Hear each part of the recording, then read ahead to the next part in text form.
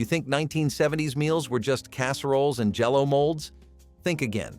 Kitchens across America created dishes so inventive and comforting they deserve a place in culinary history. Let's dig into 100 forgotten meals from the 70s that are too good to forget. Spaghetti with meatballs and garlic bread is an iconic meal that combines Italian tradition with American innovation.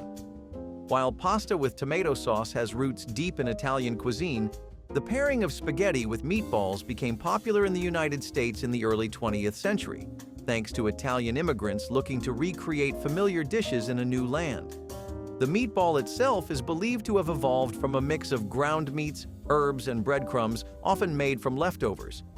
In Italy, smaller meatballs were served as part of a larger meal, but when Italian-American cooks began to serve them as a standalone dish, they became the hearty centerpiece of spaghetti dinners. The combination of savory meatballs, tomato sauce, and long strands of spaghetti soon became synonymous with comfort and family meals. No spaghetti dinner would be complete without garlic bread. While garlic bread wasn't traditionally Italian, it quickly became a staple in American Italian cuisine.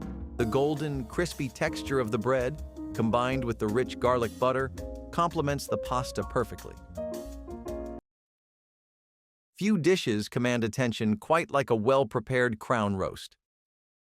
Traditionally served at homecoming dinners and holiday gatherings, it was the kind of dish that made guests stop and admire before the first bite. The ring of bone-in pork chops, arranged in a regal circle, was as much about presentation as it was about flavor.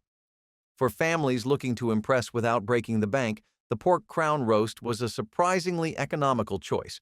Pork was, and still is, one of the most affordable meats, and butchers often offered deals on bulk cuts. The apricot glaze, a key feature of this recipe, added just the right balance of sweetness and depth, while a bread-based stuffing packed the center for an even heartier meal. Preparing this dish took skill and patience. The roast had to be properly Frenched, tied, and slow-cooked to achieve that juicy, tender texture. But for many home cooks, the challenge was worth the reward. Unfortunately, as home butchering became a lost art and families shifted toward convenience meals, the crown roast started to disappear from dinner tables. Cornish game hen, a petite and elegant poultry choice, typically weighs no more than 2 pounds and is ideal for serving as an individual portion, making it perfect for an upscale dinner. These hens are usually roasted whole, seasoned lightly with herbs like thyme and sage, and basted in butter to achieve a crispy, golden skin while keeping the meat juicy and tender. The cavity may be stuffed with a flavorful blend of breadcrumbs, chopped vegetables, and herbs, enriching the meat during cooking. The cooking process often involves high-temperature roasting to crisp the skin, followed by a resting period before serving to ensure the meat remains moist. Serving Cornish game hens on a bed of wild rice or alongside roasted vegetables allows their delicate flavors to shine, making them a favored choice for intimate dining and special occasions due to their ideal portion size and visually appealing presentation. Scrapple was the typical everything but the oink dish. This Pennsylvania Dutch classic was made from pork scraps. Yes, that includes everything from the snout to the tail, combined with cornmeal and flour, then formed into a loaf. It is also known by the Pennsylvania Dutch name panhas. Scrapples and panhas were commonly considered ethnic foods of the Pennsylvania Dutch, including the Mennonites and Amish. Scraps of meat left over from butchering not otherwise used or sold were made into scrapples to avoid waste. It's like your grandma's meatloaf with a whole lot more mystery meat. Scrapple had a love it or hate it reputation. For some, it was a comfort food that reminded them of home. For others, it was a mysterious meat block they'd rather avoid. It's definitely an acquired taste, one that has not quite made it to mainstream breakfast menus. And don't even get me started on the texture. I'll leave a little to your imagination. Barbecue bean casserole with ground beef was weeknight barbecue without the grill. It began with baked beans and browned beef, stirred together with a swirl of barbecue sauce until everything gleamed. The oven baked it until the edges caramelized, the sauce thickened, and the smell spread through the house. It was smoky, sweet, and filling, the kind of food that made you close your eyes for a second after the first bite. Served with soft white bread or a scoop of slaw, It fed everyone for pennies. The beans stayed tender, the beef turned deep and savory, and the sauce tied it all together with a tang that lingered. Moms knew it was foolproof, the perfect dump-and-bake dinner that always hit the spot. It was a small celebration of thrift, a little smoky joy after long days. The way the sauce bubbled around the edges made the house feel alive, as if laughter itself had taken form in the oven. It was sticky, sweet, and satisfying in the truest sense, not elegant, but honest.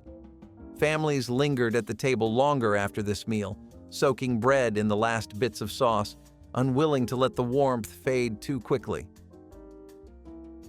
Glorified rice transformed leftover grain into a festive dessert salad that children begged for and adults secretly loved just as much. Cold-cooked rice was folded with crushed pineapple, miniature marshmallows, maraschino cherries, and whipped cream until it became unrecognizable from its humble origins. Some versions added chopped nuts or coconut for texture, while others kept the base simple. The dish needed thorough chilling, allowing flavors to meld and rice to soften in the creamy mixture. Served in crystal bowls, glorified rice looked almost bridal, pale and dotted with bright cherry red. The sweetness made it controversial as a side dish, yet families insisted it belonged alongside turkey and gravy. This was thrift elevated to celebration, using rice that might otherwise go to waste. Mothers passed down specific ratios, each family believing their version superior. Glorified rice represented an era when creativity with basics was celebrated, when making something from nothing was its own form of kitchen magic. Cornmeal mush was a dish born out of need but remembered for its quiet comfort. Grandma would cook cornmeal slowly with water or milk until it thickened into a soft porridge, then pour it into a pan to chill overnight. By morning, it would be firm enough to slice, and she would fry it in a hot skillet until the edges turned crisp and golden. It was eaten with butter, syrup, or even a fried egg on top, whatever the pantry allowed. This was not flashy food, it was sustenance, plain and simple. But it filled bellies, warmed cold mornings, and never cost more than a few cents to make. Some people grew up thinking of it as Southern fare, others knew it as polenta. But in Grandma's kitchen, it was just cornmeal mush. It showed up at breakfast more often than not, especially during lean months. These days, it is almost never mentioned outside of old cookbooks or Appalachian food blogs. But it deserves a second look. Few dishes stretch so far, last so long, or feel quite so honest on a plate.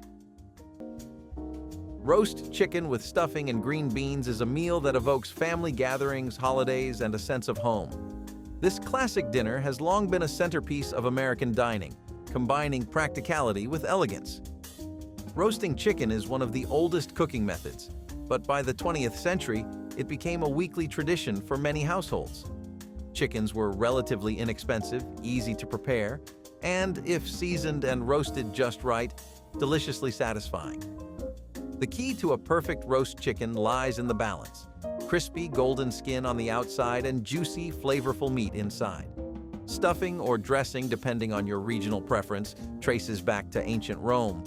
By the time it reached American kitchens, cooks used bread cubes, herbs, and sometimes vegetables to create the savory, aromatic side we know today.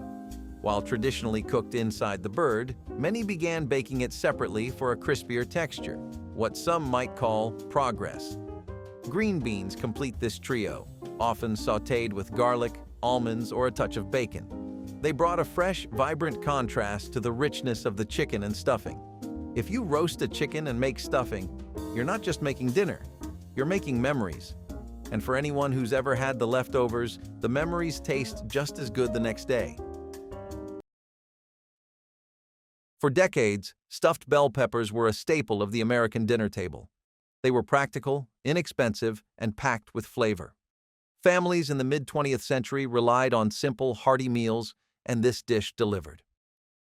With just a few basic ingredients, ground beef, rice, tomatoes, and a well-seasoned filling, home cooks could create a meal that was both satisfying and visually appealing. Peppers were an accessible ingredient, easy to grow in backyard gardens and cheap at the store. Their natural shape made them the perfect edible container, eliminating the need for extra cookware. The filling, often stretched with rice to make the meat go further, was an economical way to feed a large family on a budget. Baked until tender, the peppers absorbed the savory juices, creating a dish that was both rustic and comforting. But as convenience foods took over, stuffed peppers began to fade from dinner rotations. The rise of prepackaged meals and fast food options meant fewer people were willing to spend time hollowing out peppers and slow baking a homemade filling. Today, the dish still makes an occasional appearance in nostalgic cookbooks, but it's no longer a household staple. Beef bourguignon is a cornerstone from Burgundy, involving marinated and slow-cooked beef chunks, typically tougher cuts like chuck, bathed in red wine, usually Burgundy, to tenderize the meat over several hours. This hearty stew is fortified with onions, garlic, and carrots, and enhanced with sautéed mushrooms and crisp lardons. Historically, this method likely evolved as a means to tenderize and enrich less desirable cuts of meat. The stew develops a rich, deep umami flavor from the Maillard reaction, which occurs as the beef browns, and the complex flavors intensify as the wine slowly melds with the herbs and vegetables. The slow cooking process not only enriches the stew's flavor, but also fills the kitchen with an inviting aromatic warmth, making beef bourguignon synonymous with comforting, rich French culinary tradition. Fatback. Just the name sounds delicious, right? Wrong. Fatback is basically just a slab of pure pig fat. This cut of pork was often used to flavor dishes or rendered into lard for cooking.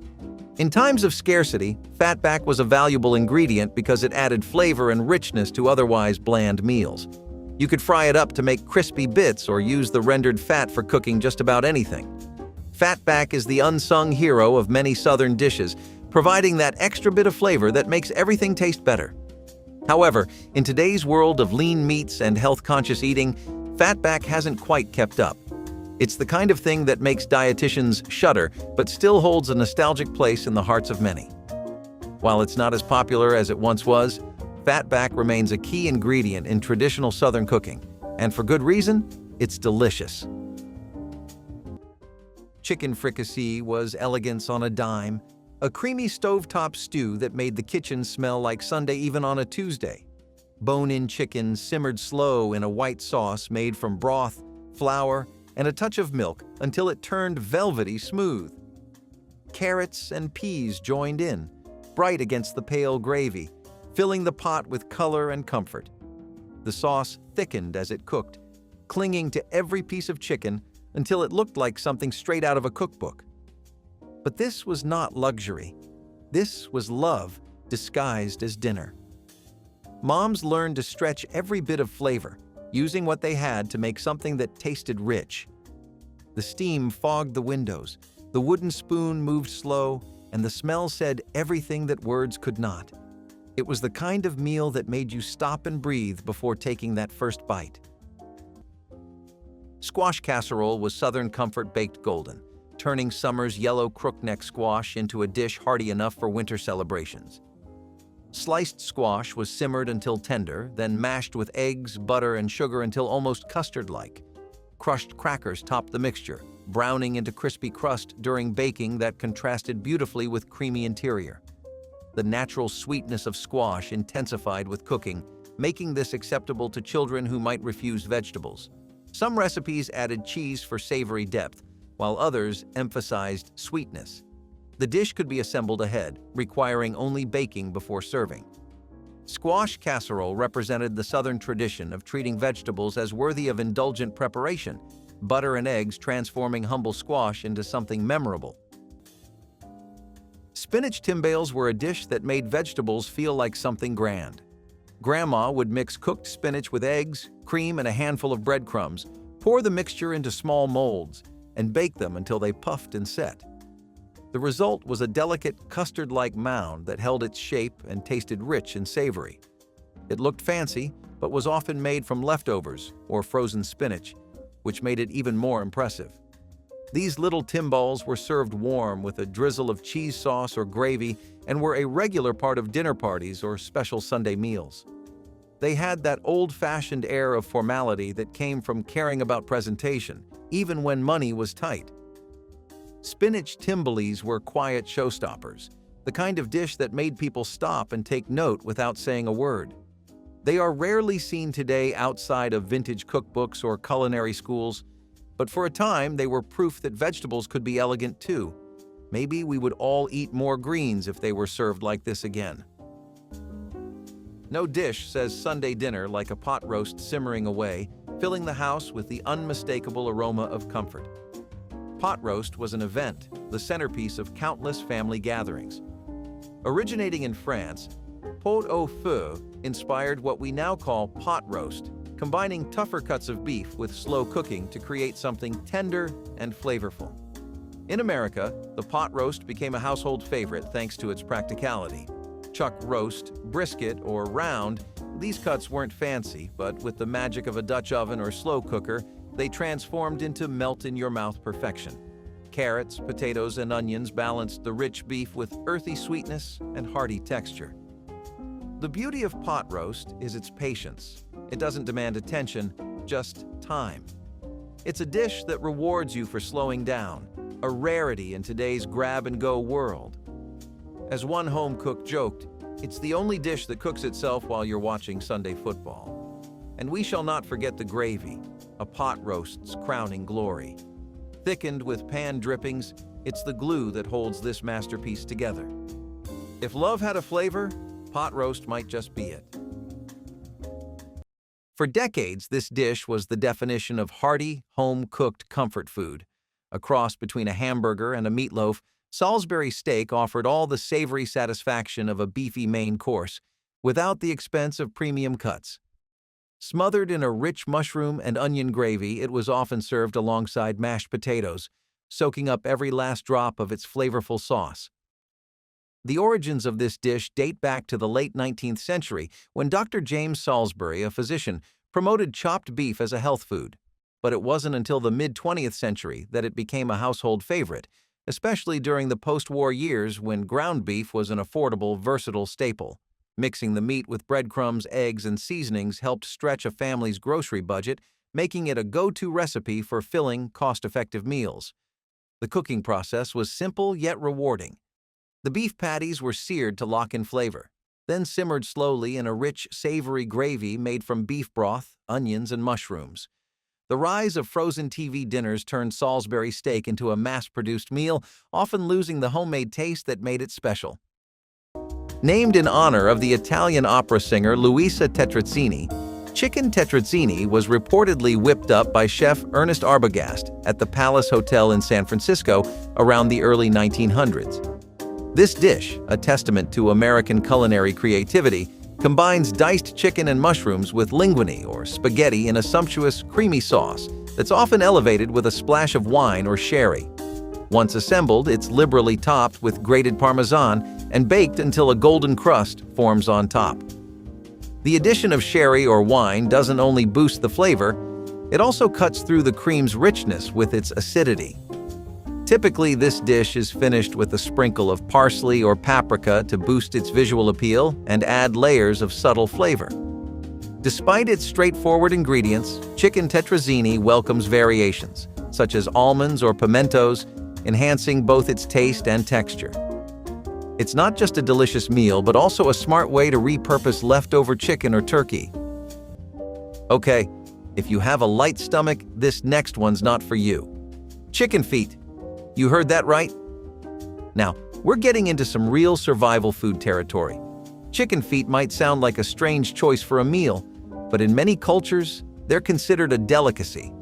These little feet are often used to make rich, flavorful broths and soups. The high collagen content gives the broth a silky texture that's perfect for sipping on a cold day. However, chicken feet aren't exactly the most popular menu item in the West, or at least anymore. They were big back when people had to eat whatever they could find, like the tough days of the Great Depression. But in today's modern world, chicken feet are a big no thank you. They're a bit bony and can be a challenge to eat, which might be why they haven't caught on like, say, chicken wings.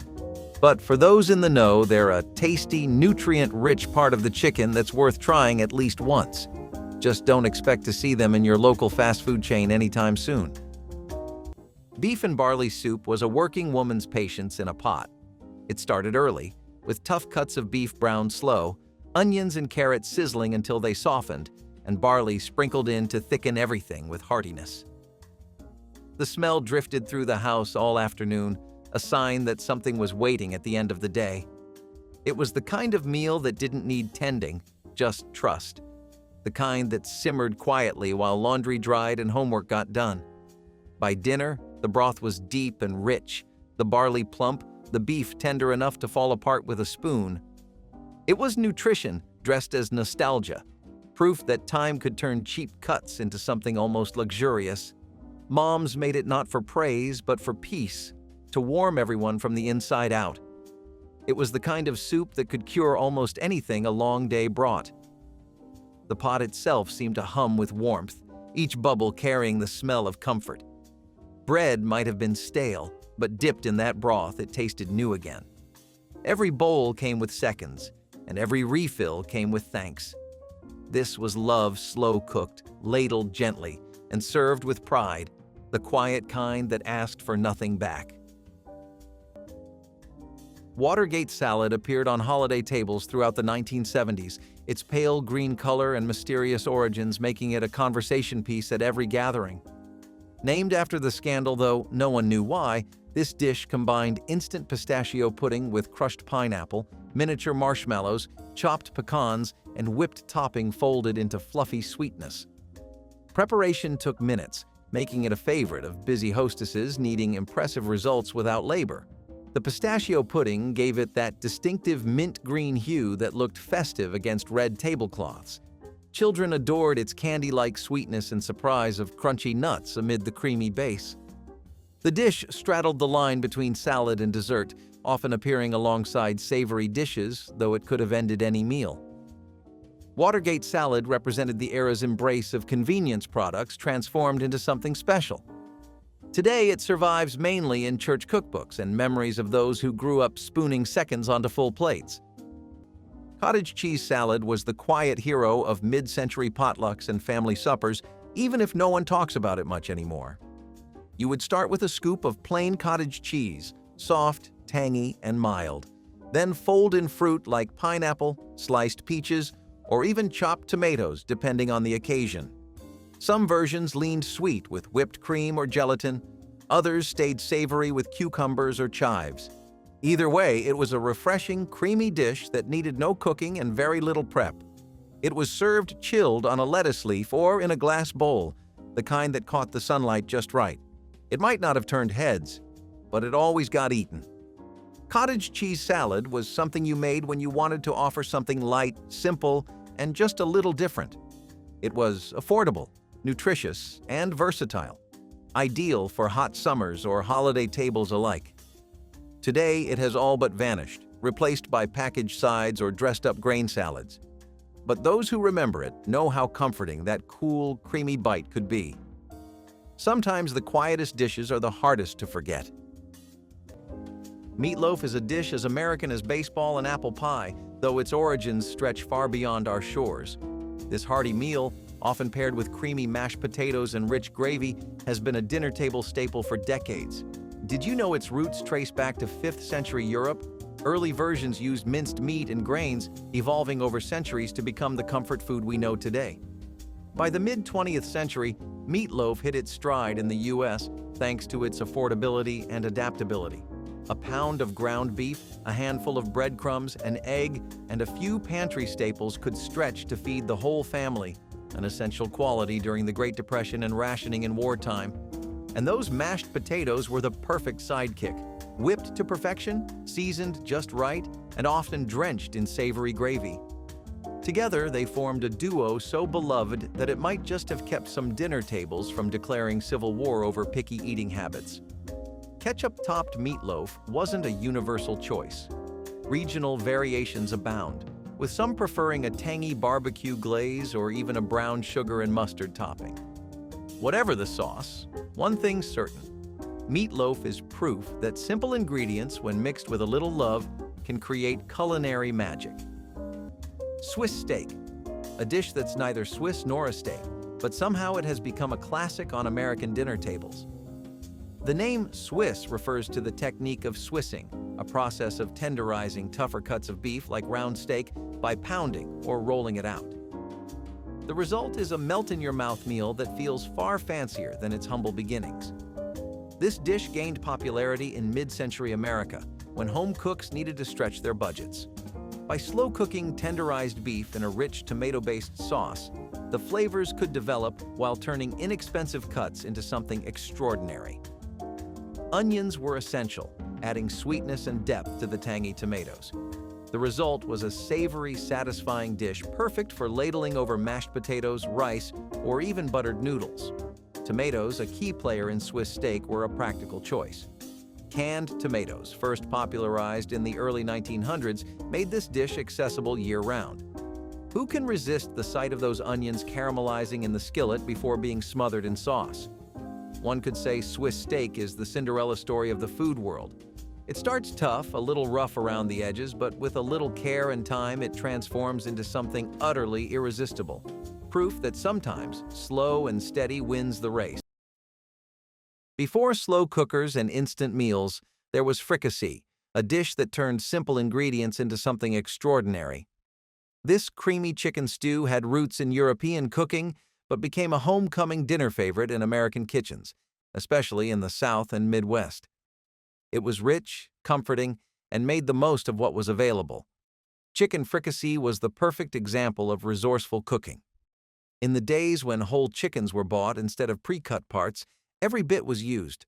The meat was gently simmered in a velvety sauce made from broth, butter, and cream, creating a dish that felt indulgent without being expensive. Paired with dumplings or rice, it was a filling meal that stretched to feed a crowd. What made fricassee special was its balance between rustic and refined. Unlike fried or roasted chicken, this method kept the meat exceptionally tender, absorbing the sauce's deep flavors. Some families added carrots and peas, while others preferred a touch of sherry for extra depth. But no matter the variation, it was a dish meant to be ladled generously and served with warm, crusty bread. So why did it disappear? As boneless, skinless chicken breasts became the norm, slow-cooked dishes like this fell out of favor. Stuffed shells with cottage cheese were the gentle dream of an Italian meal done Southern style. The shells were filled not with expensive ricotta, but with cottage cheese, seasoned with parsley, salt, and a touch of garlic. A jar of tomato sauce made the base, poured thickly over the top and baked until bubbling and fragrant. It was an American twist on an old-world favorite, created by moms who refused to let cost keep them from giving their families something special. The cottage cheese melted softly inside, creamy but light, soaking up the sauce's sweetness. It was filling, tender, and bright on the plate, a little taste of luxury without the price. On weeknights, when money was tight but love was steady, it was enough. It made the table feel like Sunday again. Working mothers built memories one baked dish at a time, turning what they had into what everyone needed. The first forkful was always a quiet one, just to savor the mix of tomato and cheese. Even the smallest kids could sense that this meal meant care. It was proof that joy could be homemade, that pride could be baked into pasta, and that even ordinary kitchens could create a moment of grace. Butter beans with ham hocks brought Southern comfort to Christmas tables, their creamy texture and smoky depth satisfying appetites like few vegetables could. Dried lima beans were soaked overnight, then simmered for hours with a meaty ham hock until both beans and meat surrendered to tenderness. The cooking liquid reduced into a rich pot liquor that coated every bean with silky, porky goodness. Some cooks added onion, bay leaves, or a pinch of sugar to balance flavors, though purists let the ham and beans speak for themselves. The dish required time more than skill. Long, slow cooking was the only secret. Served in deep bowls with cornbread for soaking up the liquor, butter beans with ham hocks could anchor a meal or accompany the main roast. Grandmothers in the South passed down their timing instincts, knowing exactly when beans reached that perfect creamy yet whole texture. The dish connected Christmas to everyday survival cooking, reminding families that humble ingredients prepared with care could grace any occasion. Green tomato relish was one of those tangy little extras that brought bold flavor to plain meals even when the pantry was bare. Grandma would take firm, unripe tomatoes, too stubborn to ripen before the first frost, and chop them finely with onions, peppers, and vinegar. Add sugar, mustard seeds, and celery salt, and you had a thick, bright relish that woke up whatever it touched. It was spooned onto meatloaf, smeared onto sandwiches, or set in a bowl next to pork chops and roast chicken. It had that vinegary punch that made you sit up a little straighter with every bite. People canned it in glass jars and lined their shelves with it like treasure. It was a late summer ritual in many homes, part of the rhythm of putting up food for winter. Green tomato relish was born out of waste not thinking, salvaging fruit that otherwise would rot on the vine. But it also brought a surprising brightness to heavy meals. You almost never see it now, not even in farmers' markets. But anyone who tasted it remembers it sharp, sweet, and impossible to forget. When it comes to simple yet elegant meals, few combinations can match the light, flaky fish paired with the richness of lemon butter and the crispness of asparagus. Baked cod or halibut are perfect choices for this dish. Both are mild white fish that take well to a variety of seasonings, but it's the lemon butter that steals the show, bringing a burst of freshness that complements the delicate flavors of the fish. Cod and halibut have been long favorites in American kitchens, especially along the coastlines where they are abundant. Cod, with its firm texture, has been a staple in New England since the colonial era, while halibut is prized for its mild taste and large fillets.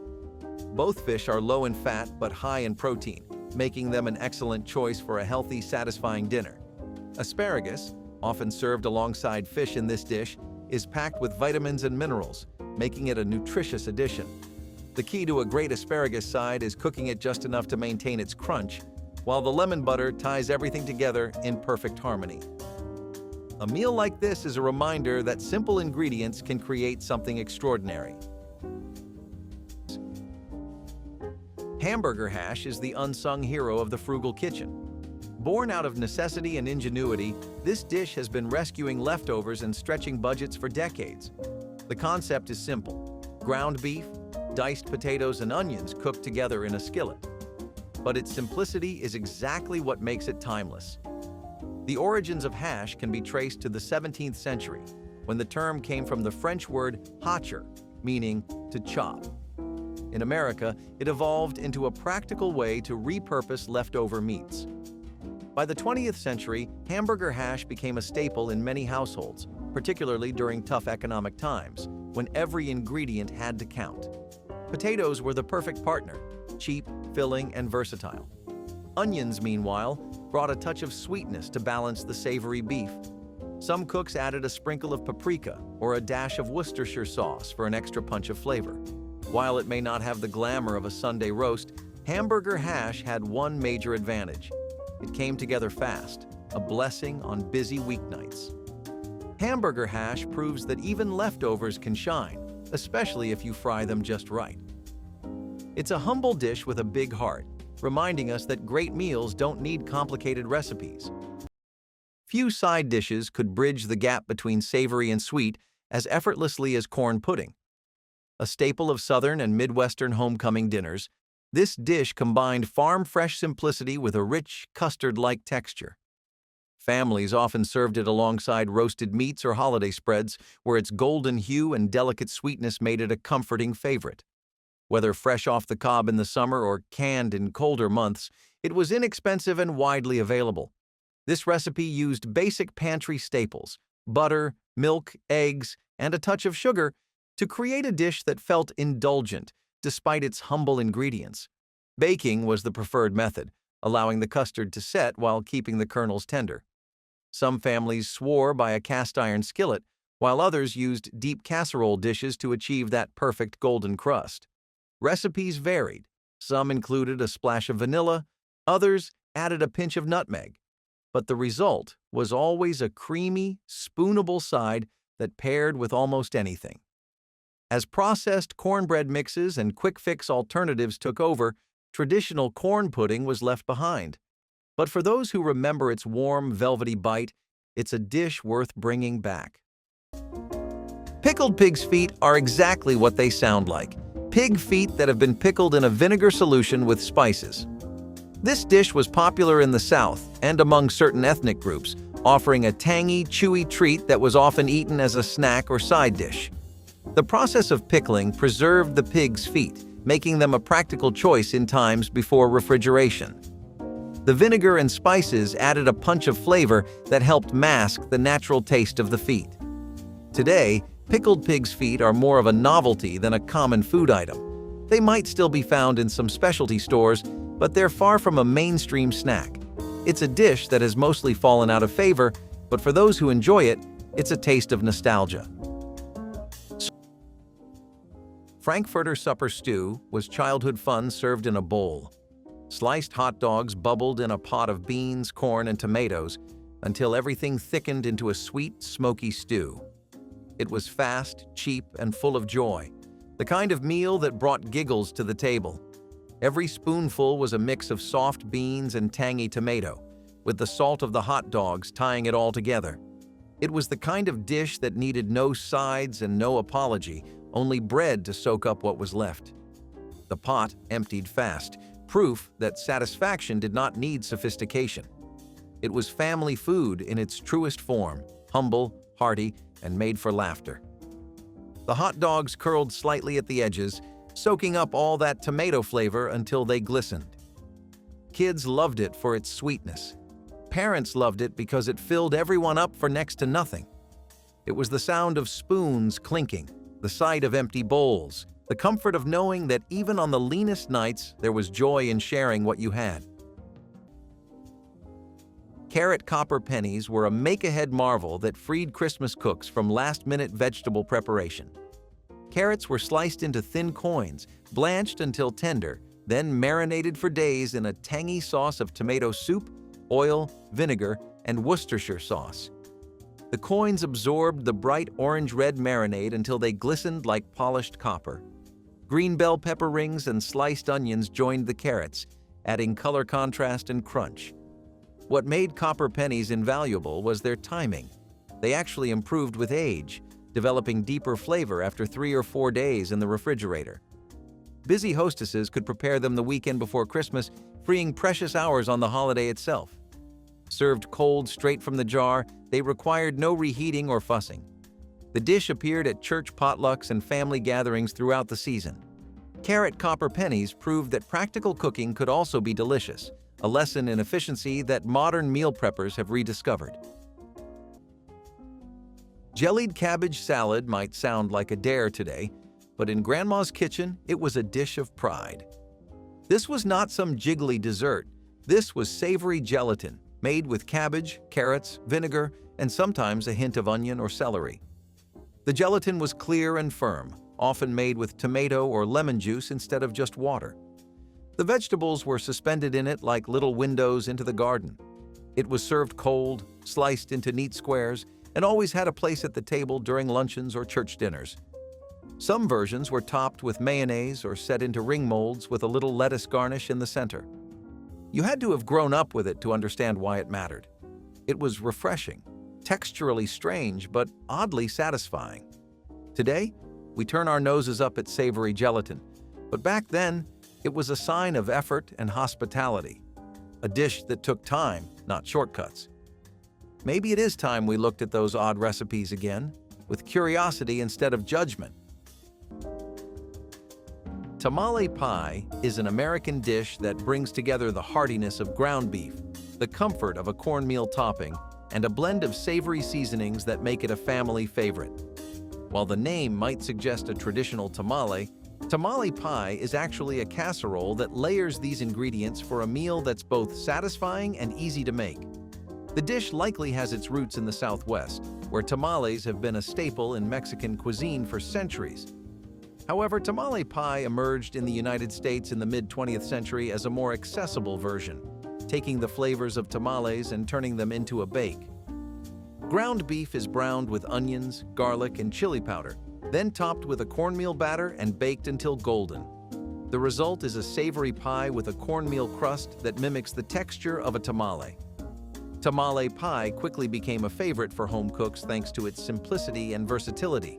It could be customized with ingredients like cheese, olives, or even jalapenos to suit personal tastes. Some families served it with a side of cornbread or a dollop of sour cream for extra richness. Tamale pie is proof that you don't need a fancy tamale press to make a meal that's full of flavor. Simple, hearty, and always a crowd pleaser. A perfectly roasted chicken was once the ultimate symbol of home cooking. Before rotisserie chickens lined supermarket shelves, families gathered around the table for a golden, crispy-skinned bird fresh from the oven. Coated in a flavorful crust of herbs and breadcrumbs, this dish turned an everyday staple into something worthy of a special occasion. Whole chickens were a budget-friendly choice, stretching across multiple meals. Unlike pre-cut pieces, a whole bird could be roasted, carved, and repurposed into soups or sandwiches, making it a practical investment. The breadcrumb and herb crust added texture and flavor, sealing in juices while creating a beautifully crisp exterior. Traditional blends featured rosemary, thyme, and parsley, but regional variations introduced garlic, lemon zest, or even a hint of paprika for extra depth. Pre-seasoned chicken breasts, boneless cuts, and store-bought rotisserie birds made the slow-roasted whole chicken tradition feel unnecessary. For many, the extra step of trussing, seasoning, and roasting no longer fit into busy weeknight schedules. Yet, for those who remember the aroma of herbs mingling with sizzling chicken fat in a warm oven, there's no substitute. Peach chicken became popular in the 1970s, aligning with an American trend of integrating fruit into savory dishes. This recipe combines the natural sweetness of peaches with the savory depth of chicken, creating a delightful contrast. Browned chicken pieces are simmered with fresh or canned peaches, with ginger and cinnamon adding a layer of spice that complements the sweetness. Additional peach preserves or syrup can be added to enrich the sauce, deepening the dish's flavor profile. A splash of bourbon or brandy is sometimes included, lending a smoky nuance. The sauce is typically thickened with a cornstarch slurry, producing a glossy finish that adheres beautifully to the chicken. This dish illustrates the versatility of chicken as a canvas for flavor, adeptly marrying the sweet with the savory in a uniquely American culinary experiment. Potted Hoff is a dish made from the meat of the shin of a cow or pig, cooked and pressed into a pot with its own jelly-like juices. It's similar to head cheese but focuses on a specific part of the animal. This dish was often seasoned and served cold, sliced up with bread or pickles. Back in the day, potted Hoff was a way to make use of tougher cuts of meat that needed slow cooking to become tender. It was a popular dish among working-class families in the UK and the US, providing a hearty, protein-rich meal. Nowadays, potted Hoff has largely disappeared from the culinary scene, replaced by more refined meat products. It's a dish that hasn't stood the test of time, but it still offers a glimpse into the resourceful cooking of past generations. Turkey and rice skillet was a weeknight lifesaver, the kind of dinner that could appear from almost nothing. It began with bits of leftover turkey, chopped fine and browned in a single pan, with a handful of frozen vegetables, peas, carrots, corn, whatever was on hand. A scoop of rice went in next, soaking up every bit of flavor as it simmered with a little broth. The scent was soft and homey, the kind that filled the kitchen with quiet reassurance. Nothing about it was fancy, but everything about it worked. Moms leaned on it when time was short and energy was low, knowing it could feed a family for pennies. The rice puffed up tender, the vegetables brightened with salt and butter, and the turkey gave just enough richness to make it feel complete. It was balance in a skillet, light but satisfying, simple but full of heart. Some added soy sauce or onion powder to stretch its flavor. Others kept it plain, letting the rice and turkey speak for themselves. It tasted like peace after a long day, proof that even the most ordinary ingredients could make something wonderful when stirred with love. Frozen fruit salad was the jewel of holiday buffets, its pastel sweetness providing cool contrast to hot, savory dishes crowding Christmas tables. Cream cheese was whipped with mayonnaise until smooth, then folded together with whipped cream, canned fruit cocktail, maraschino cherries, and miniature marshmallows. Some versions added crushed pineapple or mandarin oranges for extra fruit presence.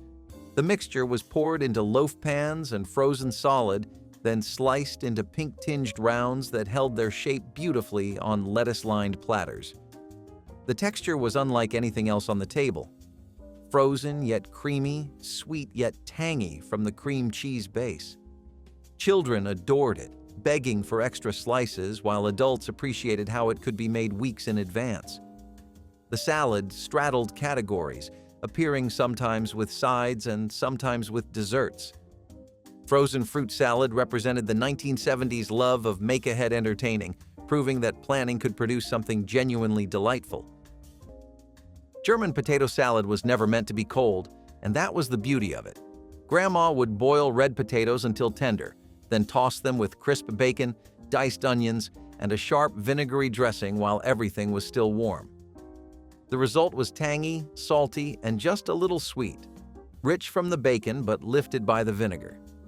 It was a staple at summer picnics and church potlucks, served straight from the pan or kept warm under foil.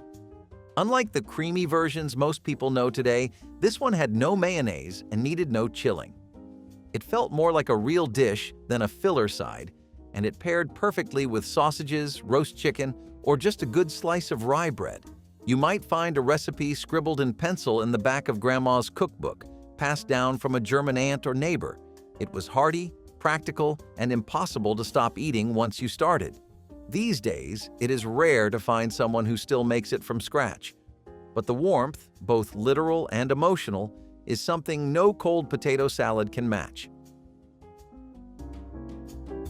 Pork chops with scalloped potatoes was a duo so perfectly matched, it's as if they were destined to share the same plate.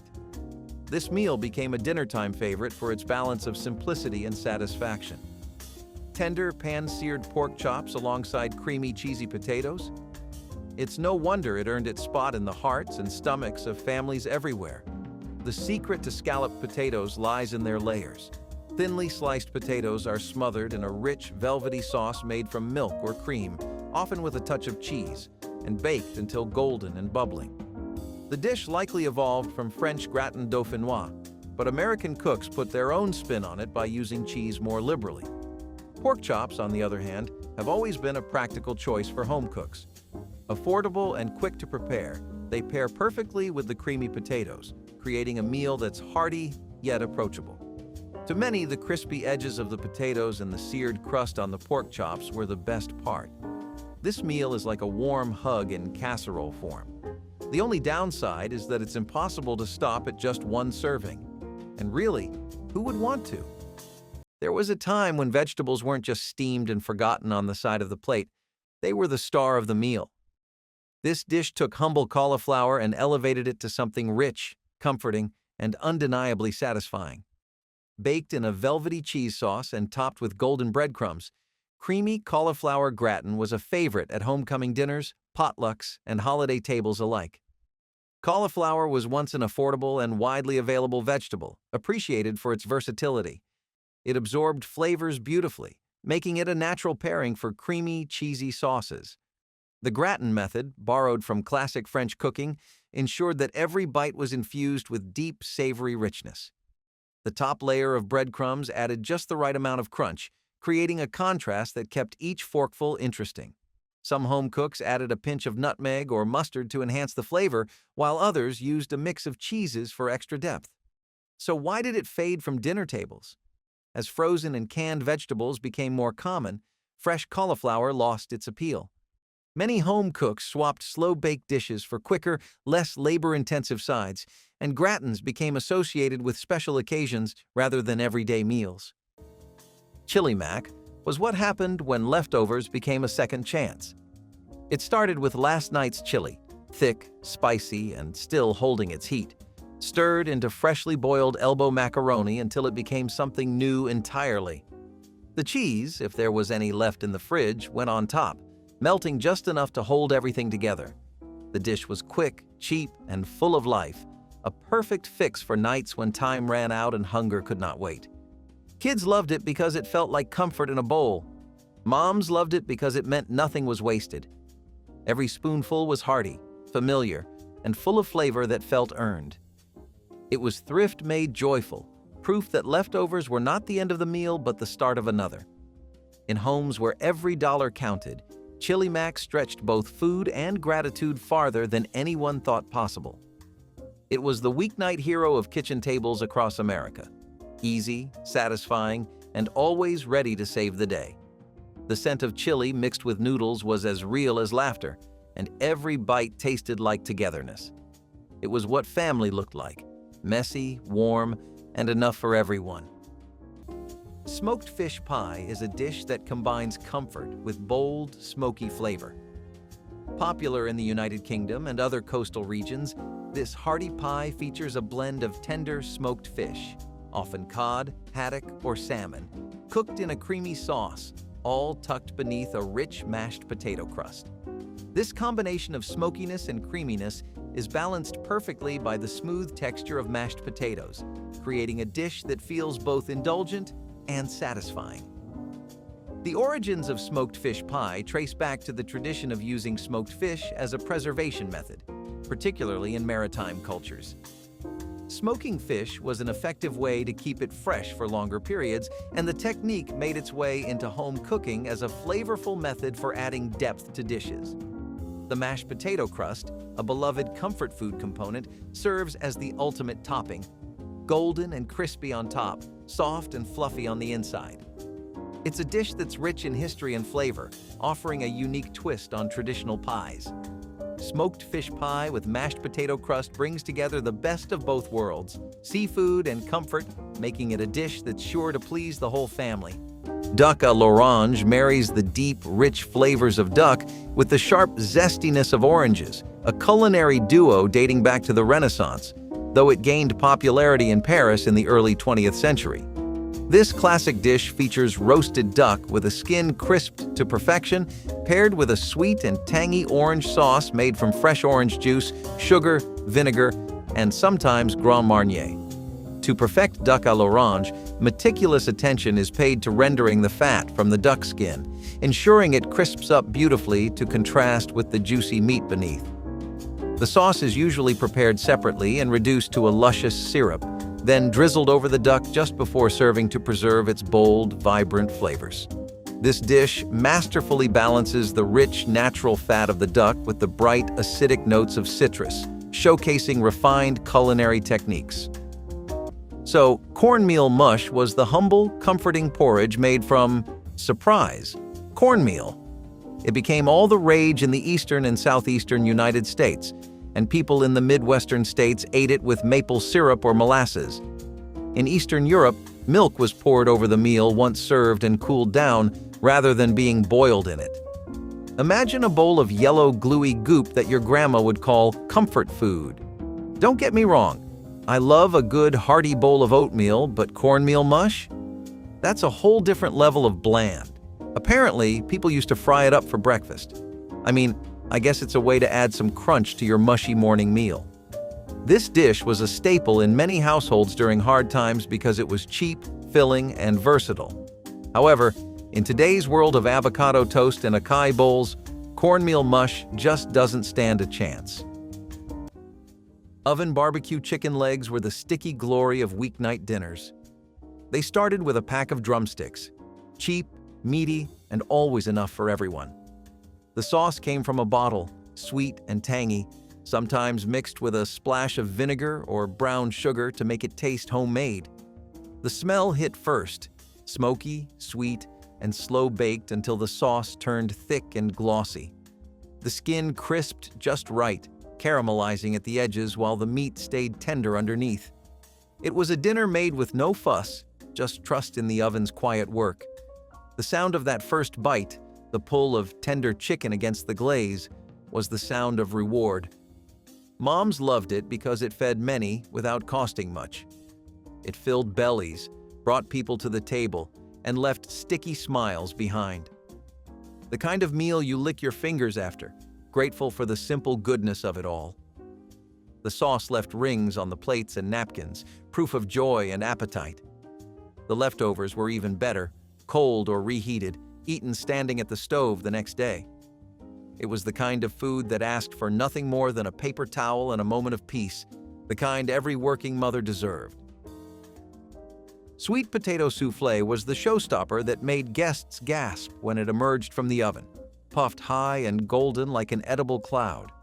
Unlike dense casseroles, the soufflé required whipping potatoes with eggs separated carefully, yolks beaten into warm puree, whites whipped stiff and folded in at the last moment. The mixture was seasoned with cinnamon, nutmeg, and vanilla, sweetened with brown sugar, and sometimes enriched with bourbon. Baked in a straight-sided dish, it would rise dramatically, its top browning while the interior stayed impossibly light. Timing was everything. The soufflé had to travel from oven to table immediately before it could deflate. Children pressed their faces to oven doors, watching the miraculous rise with wonder. The texture was unlike anything else, simultaneously creamy and ethereal, sweet but not cloying. Sweet potato soufflé represented kitchen ambition, a willingness to attempt something difficult for the reward of witnessing that collective intake of breath around the table. Rice-stuffed bell peppers were a dish that turned summer garden bounty into something worth remembering. Grandma would take big, shiny peppers, green or red depending on what grew best, and hollow them out with care. Then came the filling: cooked rice mixed with cheese, vegetables, tomato sauce, and sometimes ground beef or beans. She would bake them until the peppers softened and the tops browned just slightly. The dish smelled like comfort itself, bubbling quietly in a worn-out casserole pan. These stuffed peppers were served warm, but tasted just as good the next day out of the icebox. They were frugal, filling, and full of flavor, ideal for feeding a crowd with just a few ingredients. For many families, they were a way to use up leftovers and still put something beautiful on the table.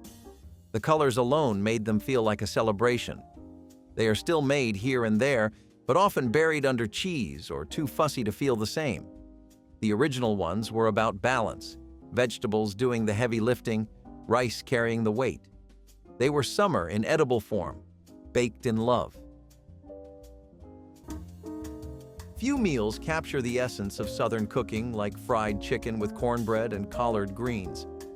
Each component has a rich history that has shaped American culinary traditions, and together they create a trifecta of flavor, texture, and nostalgia. Fried chicken, with its golden, crispy crust and tender interior, dates back centuries. European immigrants brought the concept of frying poultry, but it was African-American cooks in the South who perfected the technique, seasoning the chicken and frying it in cast-iron skillets. By the mid-20th century, it was a Sunday staple, served to mark special occasions or simply as a reward for the week's hard work. Cornbread, meanwhile, is a true American original, rooted in Native American cooking. Made with cornmeal, it became a Southern classic for its simplicity and versatility. Whether sweetened with a touch of honey or served savory, it's the ideal partner for soaking up juices from the chicken or a splash of hot sauce. And then there are the collard greens, slow-cooked with a bit of pork or bacon fat for a smoky, hearty flavor. Rich in vitamins, they're proof that comfort food can also be nutritious. Once a humble staple of farmhouse kitchens, savory sweet onion pie was a testament to how simple ingredients could be transformed into something extraordinary. With its flaky crust, velvety custard, and layers of slow caramelized onions, this pie was both comforting and surprisingly elegant, a dish that fit just as well on a holiday table as it did at a casual family dinner. Onions have long been one of the most affordable and widely available vegetables, making them a practical choice for home cooks looking to stretch their budget. When cooked low and slow, their sharp bite mellowed into a deep, natural sweetness. Combined with eggs, cream, and sometimes a sprinkle of cheese, they created a rich, quiche-like filling that was both satisfying and economical. Some versions leaned into the Southern tradition of sweet onions, using Vidalias to enhance the dish's natural sugars. So, why did this once popular pie disappear? As savory tarts and quiches became more associated with upscale brunches rather than home-cooked meals, hearty onion-based dishes faded from everyday menus. The rise of pre-made frozen quiches also contributed, making from-scratch versions less common.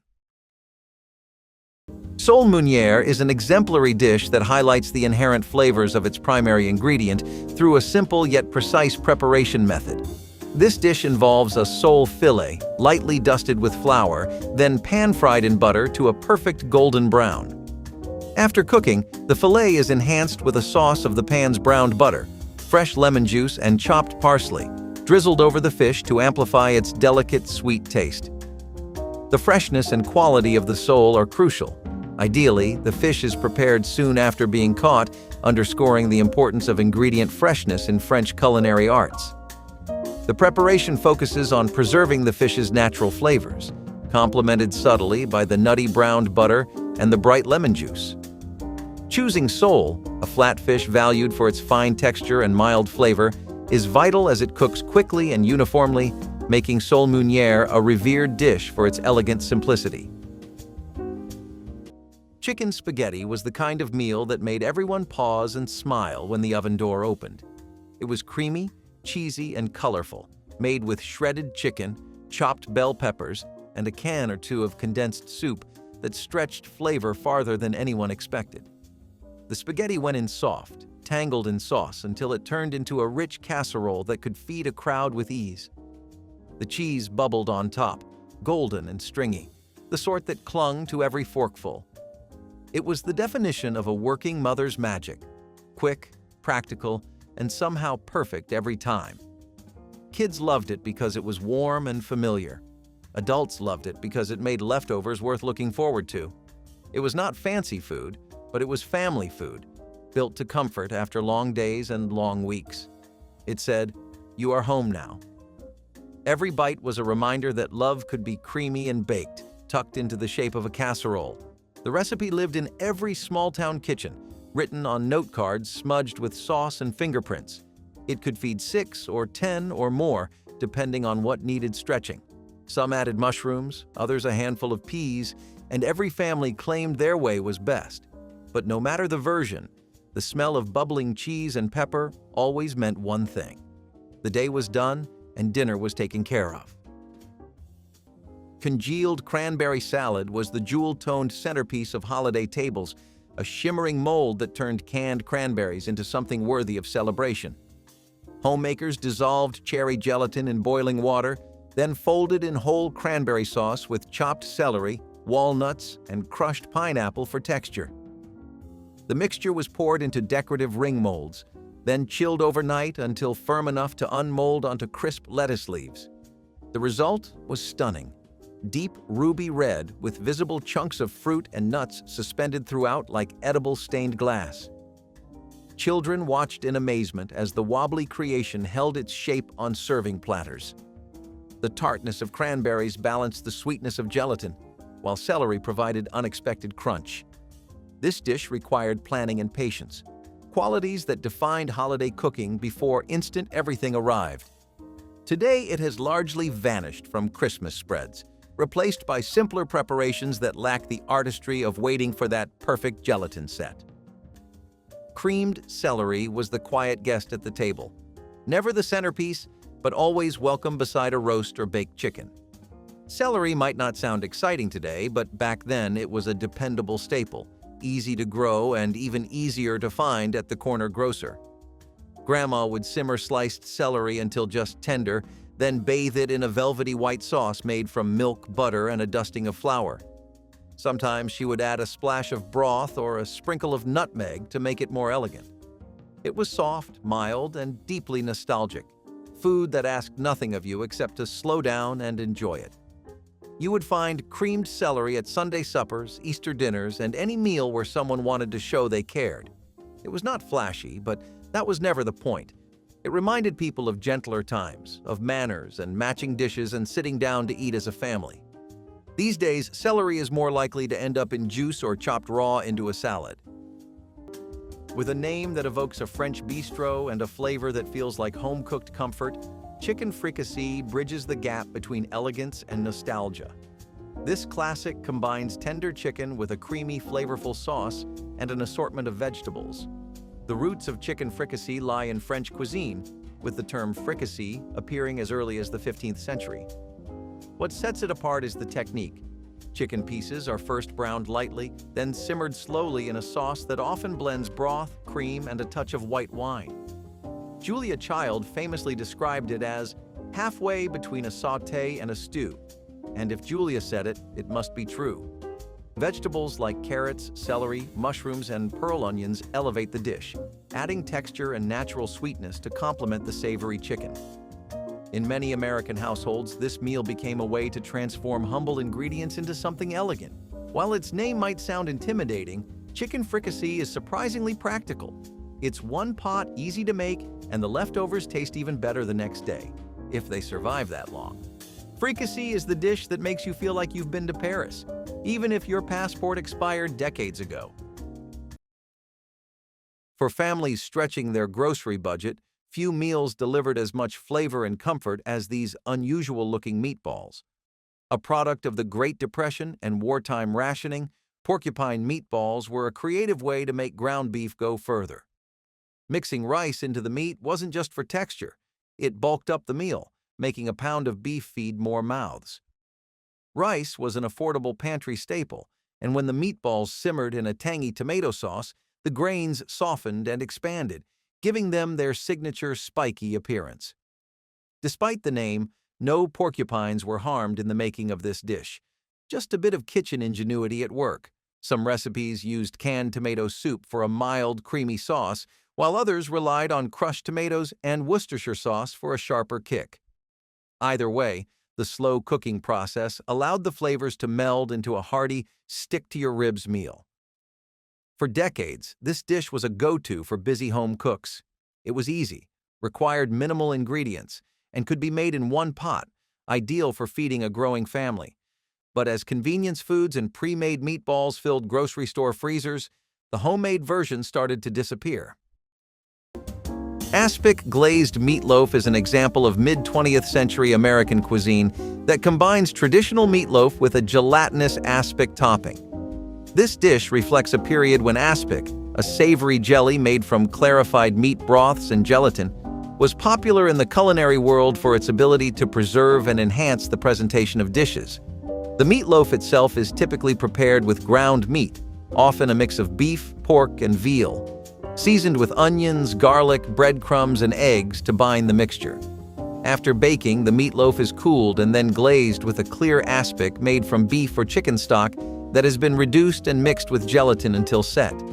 This glaze not only adds a glossy, appetizing finish, but also introduces a subtle, savory flavor that complements the rich meatloaf. The aspic also helps to keep the meatloaf moist and flavorful by sealing in the juices. Duchess potatoes transformed humble mashed potatoes into piped rosettes, worthy of any French restaurant, their golden peaks adding architectural drama to holiday platters. Potatoes were boiled, mashed with butter and egg yolks, then seasoned carefully before being loaded into pastry bags with star tips. The mixture was piped onto baking sheets in decorative swirls, then baked until peaks turned golden while centers stayed creamy. The technique required practice. The mixture needed the right consistency to pipe smoothly without being too soft to hold shape. Hostesses who mastered Duchess potatoes earned reputations as accomplished cooks. The presentation elevated what might otherwise be another bowl of mashed potatoes into something guests photographed before eating. Children were often assigned counting duties, ensuring each guest received their share. Duchess potatoes proved that technique could transform the ordinary into the extraordinary, requiring only skill rather than expensive ingredients. Chopped steak with mushroom gravy was ground beef pretending to be fancy and succeeding. Patties formed by hand hit the skillet with a satisfying sizzle, searing brown before being drowned in rich mushroom gravy made from a can. The sauce bubbled thick, coating everything in flavor. It looked like something from a restaurant, but cost less than $5 to make. The smell was indulgent, earthy, and savory, a small luxury after long hours of work. Served with rice or mashed potatoes, it turned dinner into something to savor. The mushrooms added depth, the gravy added comfort, and the beef held it all together. It was proof that care could turn the simplest meal into something special. The sizzling pan filled the air with hope, the sound of something good after something hard. Each bite tasted of pride, the pride of a mother who gave her best even when the world gave little. Families lingered over this meal, savoring its richness and the quiet joy it carried. It was proof that love could wear many flavors, sometimes tender, sometimes strong, but always enough. Side dishes were once as thoughtfully prepared as the main course, and few were as simple yet elegant as a well-roasted carrot medley. Coated in honey, butter, and a hint of cinnamon, this dish was a staple at homecoming dinners, adding a touch of natural sweetness to balance out heavier meats and casseroles. Carrots were a practical choice for home cooks. They were cheap, easy to store, and available year-round, making them a kitchen essential. Roasting them brought out their natural sugars, and when paired with honey and warm spices, they became more than just a side dish. They were a highlight. Some versions used maple syrup instead, while others incorporated fresh herbs for a more savory twist. No matter the variation, the result was always a vibrant, glossy medley of tender carrots with a flavor profile that felt both nostalgic and indulgent. As processed vegetable sides and microwave steamed bags took over grocery store shelves, many home cooks stopped roasting vegetables altogether. Instead of taking the time to caramelize their natural flavors, people opted for pre-cut and pre-cooked options. Goulash has become a favorite in many American households, a dish that combines the comfort of macaroni with the heartiness of ground beef. Despite the name, this American version of goulash is far different from its Hungarian roots, where the original dish was a rich stew made with beef, paprika, and vegetables. The American version, often made with macaroni, tomatoes, and ground beef, became popular during the mid-20th century, particularly in households looking for a quick, filling, and affordable dinner. The beauty of goulash lies in its simplicity. Ground beef is browned and simmered with onions, garlic, and seasonings, then mixed with cooked macaroni and canned tomatoes. This one-pot meal is easy to make and adaptable to whatever ingredients are on hand, whether it's adding a dash of hot sauce, swapping tomatoes for tomato paste, or stirring in some cheese for extra richness. Goulash quickly became a go-to comfort food for busy families, and it's still a staple today. It's the kind of dish you can throw together in no time, and it always feels like a warm hug in a bowl. Sausage and cabbage skillet was the one-pan wonder that turned thrift into art. A single link of sausage, sliced thin, met a pile of cabbage that wilted down into tenderness, flavored by onions and a touch of pepper. The smell was sharp, smoky, and comforting all at once. It cooked fast but tasted slow, the kind of dish that tasted better than it had any right to. Moms liked it because it stretched what little meat they had into a meal that could fill everyone's plate. The cabbage soaked up all the flavor, and the sausage gave it heart. It was the definition of economy. No waste, no rush, just a skillet and a bit of love. Steam filled the kitchen windows, and the air felt alive. This dish proved that patience and seasoning could make miracles from scraps. Every bite carried pride, and every pan told a story of strength. Candied carrots with brown sugar transformed an ordinary root vegetable into a glazed masterpiece that glistened under dining room chandeliers. Cooks sliced carrots into coins, then simmered them in butter and brown sugar until natural sugars caramelized into a sticky coating. Some recipes called for orange juice to brighten the sweetness, while others added cinnamon for warmth. The carrots emerged tender but not mushy, each piece wrapped in glossy amber glaze that caught candlelight beautifully. This dish bridged the gap between vegetable and dessert, making it popular with children who otherwise avoided anything orange on their plates.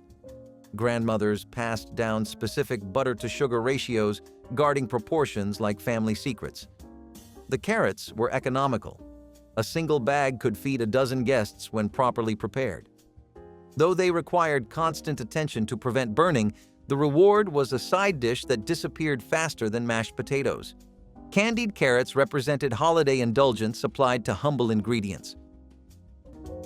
Turkey and gravy, traditionally a centerpiece of Thanksgiving but often enjoyed beyond the holiday season, holds a special place in American culinary history. Its pairing with mashed turnips, though less common today, harkens back to a time when root vegetables were staples in kitchens for their affordability and long storage life. Turkey has been an American icon since colonial days. Benjamin Franklin famously praised the bird, calling it a much more respectable bird than the bald eagle. While roasting turkey might be associated with grand feasts, smaller versions, like turkey breasts, frequently appeared on mid-century dinner tables, making the meal more practical for everyday cooking. The star of the plate, next to the turkey, is the gravy. Made from the drippings left in the pan, it's rich, savory, and ties everything together. A good gravy, as some would say, can salvage even a dry turkey. Often overshadowed by mashed potatoes, turnips were a go-to side dish in earlier generations.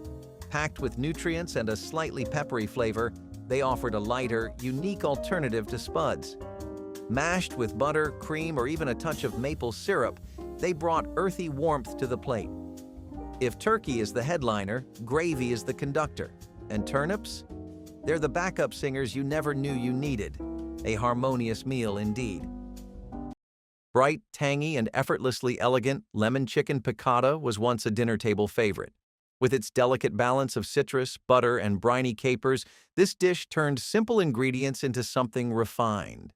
Italian-American families popularized it in mid-century kitchens, and by the 1960s, it had become a go-to recipe for home cooks looking to add a touch of sophistication to a weeknight meal. Chicken was an economical protein, but before boneless, skinless cuts were widely available, whole birds had to be broken down by hand. Piccata was traditionally made with thinly pounded chicken breasts, quickly dredged in flour and sautéed until golden. The sauce was the star, fresh lemon juice and capers combined with a silky butter reduction to create a dish that was light yet deeply flavorful. It was often served with pasta or rice, making it both practical and satisfying. So why did this dish vanish from home kitchens? Over time, complex flavors gave way to simpler, more standardized meals. The rise of processed sauces and pre-made chicken dishes made from scratch piccata seemed like more effort than it was worth. Rabbit stew is a beloved traditional dish in various cultures, renowned for its hearty and comforting nature. This stew typically features tender pieces of rabbit slow-cooked with onions, garlic, and aromatic herbs like rosemary or thyme, which subtly enhance the mild flavor of the rabbit. Additional vegetables such as carrots, celery, and potatoes often join the mix, creating a robust, one-pot meal. The stewing liquid, usually wine or stock, enriches the dish, lending depth and complexity as it simmers. Rabbit meat, known for its leanness and delicacy, benefits greatly from the slow cooking process, becoming incredibly tender and infused with the rich flavors of the broth and vegetables. Rabbit stew is especially appreciated during the colder months or in rural settings where rabbit is a common game meat. Bean bread is a unique type of bread made by mixing cooked beans into the dough. This dish was a creative way to stretch ingredients and make a filling, nutritious meal. The beans added protein and fiber, making the bread more substantial than your average loaf. Bean bread has a dense, hearty texture and a slightly nutty flavor from the beans. It's a bit of an acquired taste, but it was a practical solution during times when flour was scarce or expensive. In today's world of artisan breads and gluten-free options, bean bread hasn't exactly made a comeback. It's one of those foods that feels like a relic from another time, but it's still an interesting part of culinary history. If you're feeling adventurous, it might be worth trying your hand at baking a loaf just for the experience. Stuffed baked onions were the kind of dish that made you think Grandma knew a little magic. She would peel and hollow out big yellow onions, then fill them with a warm mixture of breadcrumbs, herbs, and maybe a bit of sausage if meat was on hand. Then she would roast them until the outside was soft and golden and the center bubbled with flavor. The smell alone would bring people into the kitchen. It was impressive without trying too hard. Just an onion, transformed into something elegant. You might find them at a Sunday dinner or as a side for a special roast. They looked like something out of a restaurant, but were made from the humblest ingredients. Stuffed onions stretched the grocery budget and elevated whatever else was on the plate. You would cut through the tender layers with a fork and get a mix of sweetness and savory warmth. It is hard to imagine a time when onions took center stage like that, but Grandma knew how to make the most of what she had. Today, we just chop them and toss them in a pan. Back then, they were stars. Stuffed celery was the appetizer that kept hands busy and conversation flowing while holiday dinners finished cooking in crowded kitchens. Celery stalks were cut into uniform lengths, their natural curves creating perfect boats for various fillings. Cream cheese mixed with blue cheese crumbles was one popular option, while pimento cheese offered southern flair. Some hostesses piped the filling in decorative ridges, while others simply spread it before arranging stalks on trays. The preparation was simple enough for children to help, making it a task assigned to young hands eager to contribute. Guests would gather in living rooms, reaching for celery sticks between sips of punch. The cool crunch of celery against creamy filling provided textural pleasure that elaborate appetizers couldn't match. Stuffed celery represented the transition from everyday snack to party food. Nothing more than celery dressed up for company. Its disappearance from modern tables seems strange given its simplicity and timeless appeal. Grits and sausage supper was Southern practicality at its finest. Leftover breakfast sausage met creamy grits for a meal that was fast, filling, and deeply satisfying. The grits simmered smooth while the sausage sizzled brown, the two combining into something that felt both rustic and rich. Moms made it when dinner needed to happen quickly, and nobody could bear another sandwich. A pat of butter and a sprinkle of pepper made it perfect, simple as it was. It was comfort that cost almost nothing, spooned into bowls, served hot, and eaten without hurry. The smell of sausage hung in the air, earthy and familiar, reminding everyone that food did not need to be fancy to feel good. It was the kind of meal that filled bellies and quieted rooms.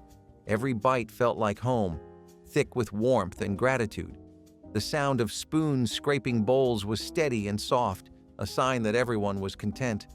It was food that soothed the spirit, built from the rhythm of routine and the wisdom of making do. Even after long days, it brought a sense of calm to the table, a quiet celebration of enough.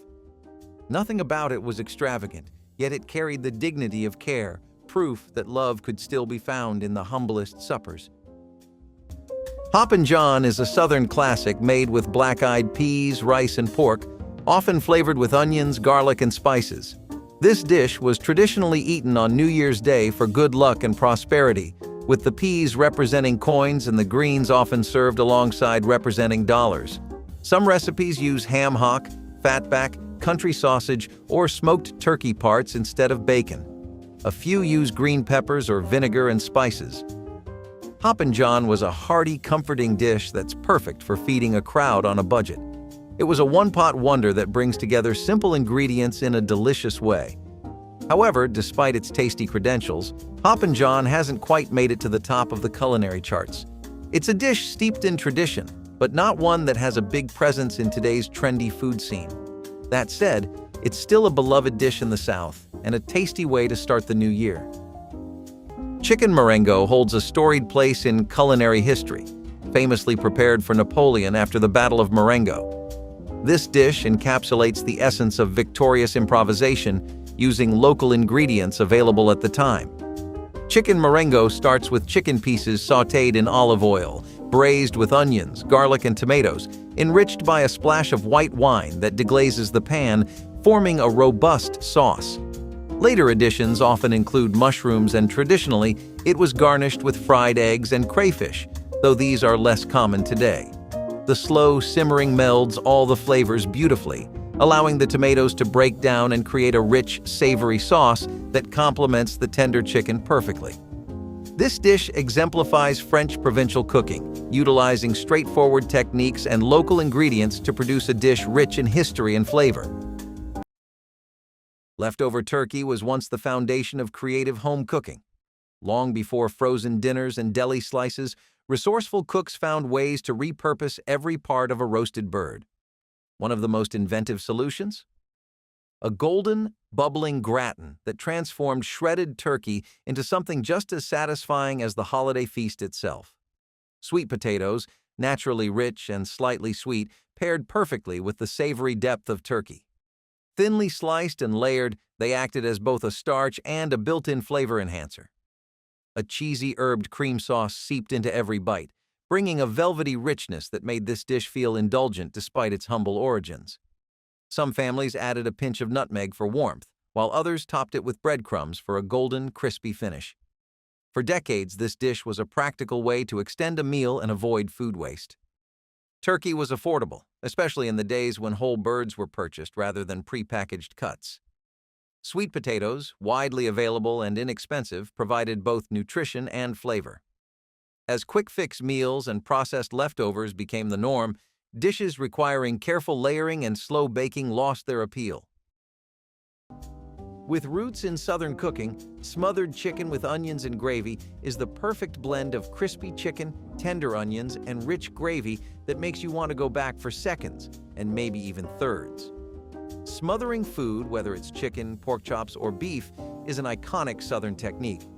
The term smothered refers to cooking the meat slowly in its own juices or a flavorful sauce, often with onions or bell peppers, until it's tender and full of flavor.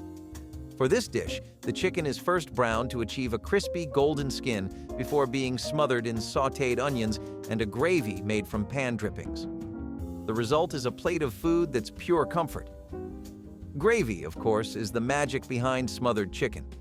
Made from the fond left in the pan after frying, it's rich and savory, sometimes thickened with flour or cornstarch and seasoned to perfection. And those onions caramelize beautifully, adding sweetness and depth to every bite. Smothered chicken is like a hug on a plate, if that hug could also be crispy and covered in gravy. It's a dish that brings people to the table, no matter the occasion. Lamb shanks epitomize the rich flavors and tender textures celebrated in Mediterranean and Middle Eastern cuisines. Prized for their gelatin-rich connective tissue, lamb shanks transform through slow cooking into melt-in-your-mouth tenderness. The preparation starts with searing the shanks to a golden brown, locking in flavors through caramelization, then braising them slowly in a mix of wine, stock, and aromatics like onions, carrots, and celery, enhanced with herbs such as rosemary and thyme. This method not only tenderizes the meat, but also infuses it with a robust blend of flavors. Typically, the dish is finished with a sprinkle of gremolata, adding a fresh burst of lemon, garlic, and parsley that cuts through the richness. The braised liquid serves as a deeply flavored sauce, reduced to intensify its taste, complementing the richness of the lamb with a perfect balance of flavors. Ground beef hash was the sound of a skillet crackling at sunset. Potatoes, onions, and beef came together without a recipe, guided only by instinct and experience. Everything sizzled together until the potatoes browned and the onions turned sweet. A sprinkle of salt and pepper was all it needed, though some mothers tossed in a dash of ketchup or Worcestershire for depth. It was hearty, filling, and honest, the kind of dinner that didn't talk, just did its job. Every bite had texture, soft in the middle, crisp at the edges, and rich with flavor from the browned bits stuck to the pan. It was food meant to be eaten hot, straight from the skillet, with maybe a fried egg on top if you were lucky. Nothing about it was wasted. Nothing about it was delicate. It was survival turned delicious, the sound of care disguised as simplicity. Bread stuffing balls were individual portions of holiday stuffing shaped and baked until crispy outside and tender within, eliminating serving challenges of casserole-style dressing. The stuffing mixture, cubed bread, celery, onions, sage, and broth, was formed into golf ball-sized spheres and arranged on baking sheets. A brush of melted butter before baking ensured golden, crispy exteriors, while interiors stayed moist. Each guest received their own perfect portion. No fighting over corner pieces or soggy centers. Children especially loved the novelty of stuffing they could pick up, and adults appreciated increased ratio of crispy surface to soft interior. Some cooks added sausage or chestnuts, creating richer balls. The individual portions made serving easier. No digging through casserole dishes while juggling plates. Bread stuffing balls represented creative problem-solving in holiday kitchens, taking a traditional dish and reimagining its presentation for practical and delicious results. Dilled green beans were crisp, cold, and full of bite. The kind of dish that cut through a heavy meal and made you feel a little more awake. Grandma would blanch fresh green beans just until tender, then toss them in a marinade of vinegar, sugar, water, and plenty of fresh dill. Sometimes there was garlic too, or a few mustard seeds, But the real star was always the dill. The beans would soak overnight in the fridge and be served chilled the next day, usually from a glass bowl with little drops of condensation on the rim. They were bright, tangy, and a little bit sharp, perfect next to meatloaf, pork roast, or even a big baked potato. Dilled green beans were common in summer when the garden gave more than you could eat in one sitting. They were refreshing, frugal, and quietly sophisticated. Not quite a pickle, not quite a salad, just their own thing entirely. These days, they have almost vanished from potlucks and picnics, but the flavor still lingers if you ever get the chance to taste it again. This creamy, savory casserole, ham tetrazzini with egg noodles, showcases how a few simple ingredients can be transformed into something truly special. While turkey tetrazzini is more commonly known, ham tetrazzini became a popular variation, especially for using up leftover holiday ham in a way that felt both indulgent and comforting. Named after Italian opera singer Luisa Tetrazzini, this dish originally featured chicken or turkey, often paired with a creamy sauce, mushrooms, and a variety of seasonings. The exact origin of ham tetrazzini is unclear, but the combination of a rich, buttery sauce and tender ham makes it a favorite for families seeking a hearty, filling meal. Egg noodles, thanks to their soft texture and ability to absorb sauces, are the perfect base for this casserole. When tossed with the ham and creamy sauce, they turn into a flavorful foundation that holds everything together. A sprinkle of Parmesan cheese on top before baking creates a golden, bubbly crust that takes the dish to another level. Minted lamb with jelly brings together the rich, robust flavors of roasted lamb with the refreshing zest of mint jelly, making it a quintessential British dish often featured during spring and Easter celebrations. The long-standing tradition of pairing mint with lamb dates back to medieval England, where the herb's sprightly flavor was used to complement the lamb's slight gaminess. The preparation typically involves roasting a leg or shoulder of lamb, seasoned liberally with salt, pepper, and often aromatic garlic and rosemary, ensuring the meat is juicy and tender. The mint jelly, a blend of mint, sugar, and vinegar, offers a sweet and tangy counterpoint that enhances the meat's deep flavors. This dish exemplifies the classic British culinary technique of marrying robust meat with a vibrant, acidic condiment to create a balanced and satisfying dining experience. Pot liquor is the savory, nutrient-rich liquid left over after boiling greens like collards, kale, or mustard greens. This flavorful broth was often sopped up with cornbread or drank straight from the bowl. It's packed with vitamins and minerals, making it a staple in many Southern households. In a world obsessed with bone broth and kale smoothies, you'd think pot liquor would be all the rage. But for some reason, it hasn't quite made the leap to the mainstream. Maybe it's the name, or maybe it's just too old-fashioned for today's palate. Either way, pot liquor is a delicious, nutritious throwback to a time when people didn't let anything go to waste. It's a dish that deserves a comeback, even if just for its health benefits. Scalloped oysters were a Christmas tradition in coastal communities where briny bivalves signified celebration and abundance. Layers of shucked oysters nestled between buttery cracker crumbs in shallow baking dishes, each layer doused with oyster liquor, cream, and butter. Seasonings were simple: salt, pepper, and Worcestershire sauce to enhance oceanic flavor. The casserole baked until tops turned golden while oysters beneath plumped and released juices into the cream. The result was rich and delicate, soft oysters against crunchy cracker layers. For families with New England or Southern roots, this dish carried generations of memory, appearing on holiday tables reliably as the tree itself. Children often developed their taste for oysters through this dish, familiar crackers making unusual protein approachable. The smell alone announced Christmas had arrived. Though fresh oysters remain available, scalloped oysters have largely faded, remembered now mainly by elders who associate the dish with their finest holiday memories.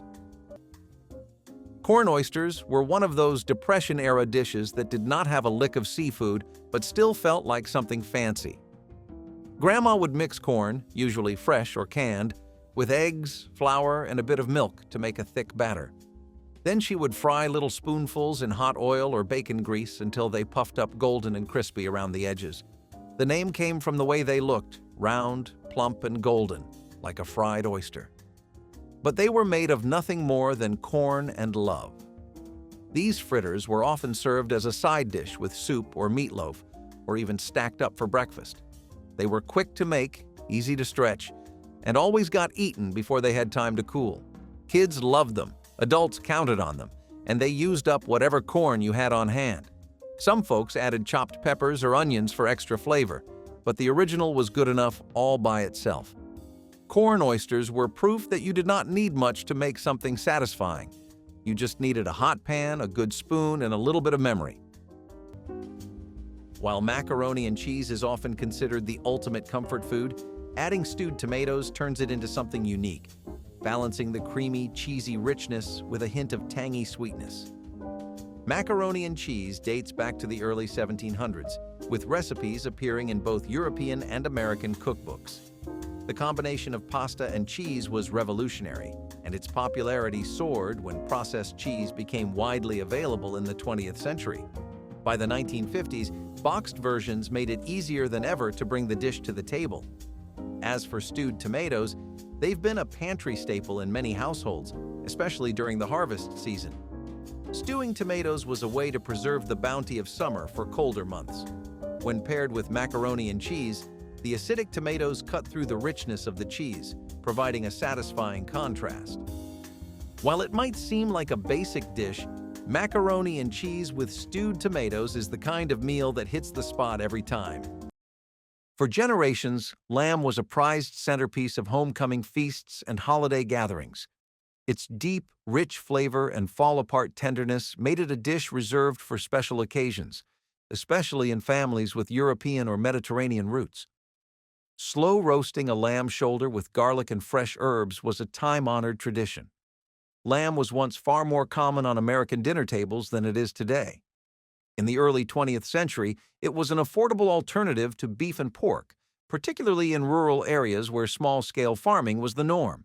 Shoulder cuts were especially budget-friendly, benefiting from long, slow cooking to break down tough fibers. Roasted low and slow with rosemary, thyme, and whole cloves of garlic, the meat absorbed deep, aromatic flavors while becoming melt-in-your-mouth tender. So why did it disappear from everyday meals? As industrial farming shifted American preferences toward beef and chicken, lamb fell out of favor. It became harder to find in grocery stores, and for many home cooks, its distinctive flavor was an acquired taste.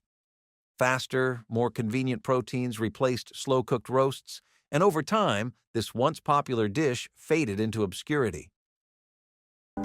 Galantine of chicken is a testament to the elaborate artistry of classical French cuisine, popularized in the 17th century. It involves a meticulous process where a whole chicken is deboned and stuffed with a seasoned mix of ground meat, fats, and spices, including luxurious touches like pistachios and truffles. The chicken is then encased back within its skin, poached in a flavorful stock and set to cool, often in the gelatin-rich cooking liquid, to form a jelly. Decorated with artistic slices of vegetables, herbs, or edible flowers and coated in a glistening aspic, galantine is served cold, making it a striking centerpiece for buffets and banquets. This dish not only showcases the culinary craftsmanship of detailed butchery and seasoning, but also the aesthetic presentation. Beef and tater tot bake was what happened when practicality met pride. It started with ground beef browned in a skillet mixed with canned vegetables, cream soup, and a pinch of seasoning that every mother knew by heart. Then came the tater tots, lined neatly across the top like soldiers waiting for duty, ready to turn crisp and golden in the oven. The smell that followed was the smell of relief, warm, savory, and steady. The bubbling soup beneath made a soft stew while the tots stayed crunchy, giving each bite a bit of both comfort and contrast. It was a weeknight win that felt like victory, a way to make something hearty without much time or money. When the casserole dish hit the table, conversation started again. The sound of forks clinking was a soundtrack to everyday life, simple, predictable, and full. It proved that love did not need fancy ingredients. It just needed to show up hot. Creamed celery was the sophisticated cousin of other creamed vegetables, turning the overlooked stalk into something worthy of fine china and silver spoons. Cooks sliced celery on the diagonal and simmered it until tender, then folded it into rich white sauce enriched with cream and butter. Seasonings were delicate: white pepper, a touch of nutmeg, perhaps parsley for color. The celery retained gentle crunch even in the sauce, providing textural interest other creamed vegetables lacked. This was a dish for formal dinners and holiday gatherings, its mild elegance complementing rather than competing with richer offerings. Pale green and white colors added sophistication to tables heavy with browns. Some cooks topped creamed celery with toasted almonds, creating a gratin that bordered on indulgent. The dish required fresh celery at its crispest, making winter holidays the perfect occasion. Creamed celery has virtually disappeared from modern menus, a casualty of changing tastes that forgot how refined simple vegetables could become. Wilted lettuce salad sounds like something gone wrong, but in Grandma's kitchen it was magic. She would start with tender leaf lettuce, picked fresh if she had a garden, and pour a hot dressing made from bacon drippings, vinegar, sugar, and salt right over the top. The leaves would soften slightly, just enough to take on the tangy, savory warmth of the dressing.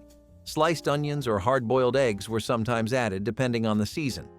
It was best eaten immediately, while still warm, and it felt like a treat even though it was made from next to nothing. The flavor was bold, salty sweet, and impossible to forget.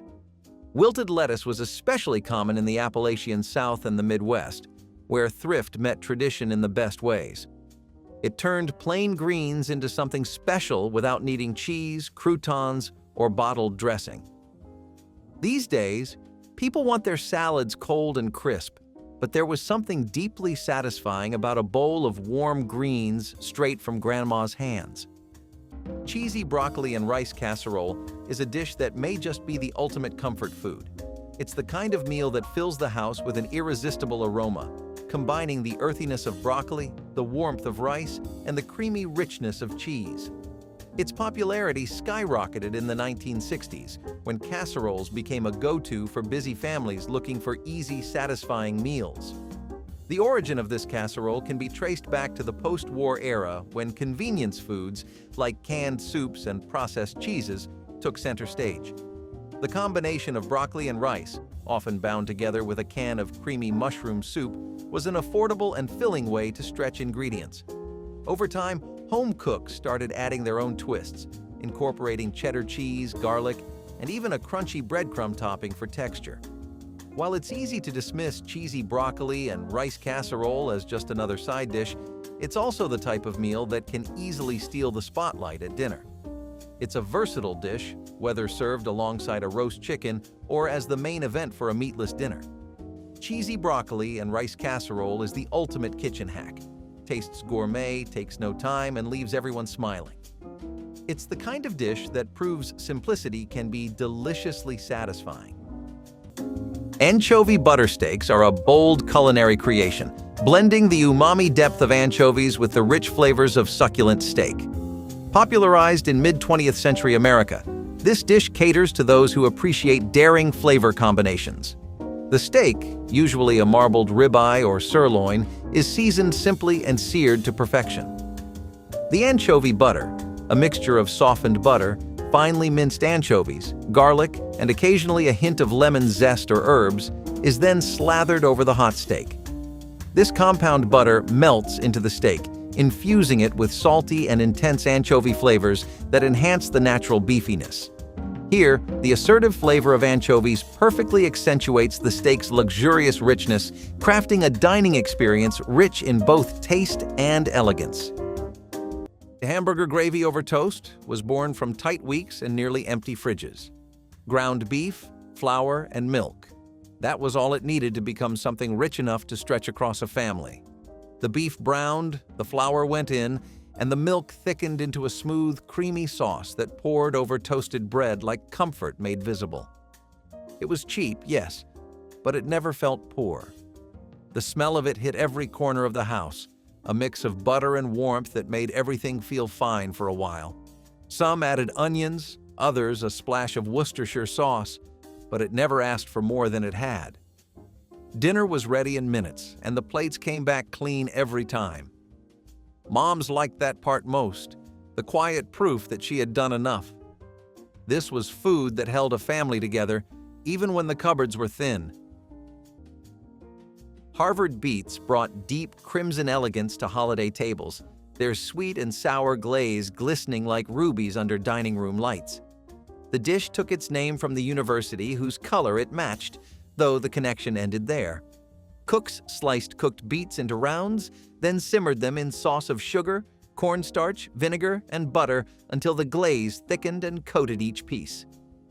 The result was simultaneously sweet and tangy, earthiness balanced by bright acidity. Some recipes called for orange zest or cloves, adding complexity to the straightforward preparation.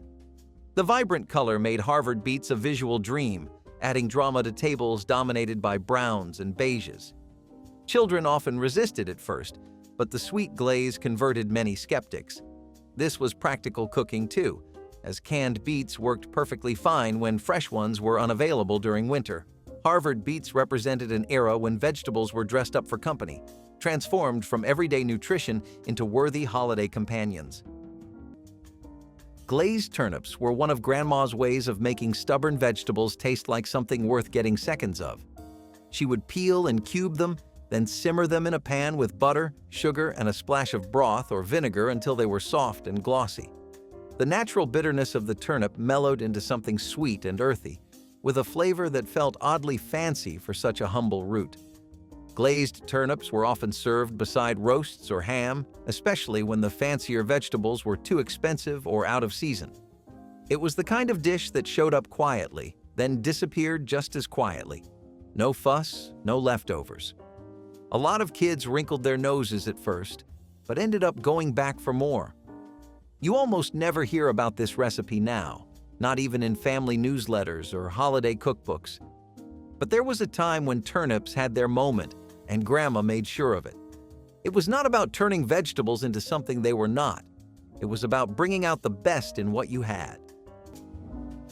Scalloped ham and potatoes, a classic dish that brings together two of the most beloved comfort foods, tender ham and creamy, cheesy potatoes. This casserole has been a staple at family gatherings and Sunday dinners for generations, proving that simple ingredients can create something extraordinary. The dish's origins can be traced back to the mid-19th century, where scalloped potatoes, sliced potatoes baked in a rich, creamy sauce, became a popular sign. The addition of ham likely came later, as cooks sought to stretch their budget by incorporating leftover meats. The result was a filling, satisfying dish that combined the savory goodness of ham with the comforting texture of potatoes. Scalloped ham and potatoes became even more popular in the 20th century when convenience foods like canned soups and processed cheese made their way into American kitchens. The creamy sauce, often made from a blend of milk, butter, and cheese, is what binds the layers of ham and potatoes, creating a hearty casserole that's easy to make but feels like a special meal. Scalloped ham and potatoes is the ultimate use-it-all dish, because who doesn't love a meal where everything gets smothered in cheese? It's a dish that's perfect for feeding a crowd and always leaves everyone asking for seconds. Few dishes capture the culinary experimentation of the late 20th century quite like this one. With its bold combination of prunes, olives, capers, and white wine, chicken marbella was a breakout star of the 1980s dinner party scene. It was elegant, unexpected, and a perfect example of how sweet and savory flavors could work together in harmony. The recipe originated from the Silver Palette Cookbook, a landmark 1982 publication that introduced home cooks to sophisticated yet approachable recipes. What set this dish apart was its unique balance. Briny olives and capers cut through the sweetness of prunes, while white wine and vinegar created a tangy, aromatic sauce. Chicken, an affordable and versatile protein, absorbed the flavors beautifully as it marinated overnight before baking. Despite its popularity, chicken marbella eventually faded from home kitchens.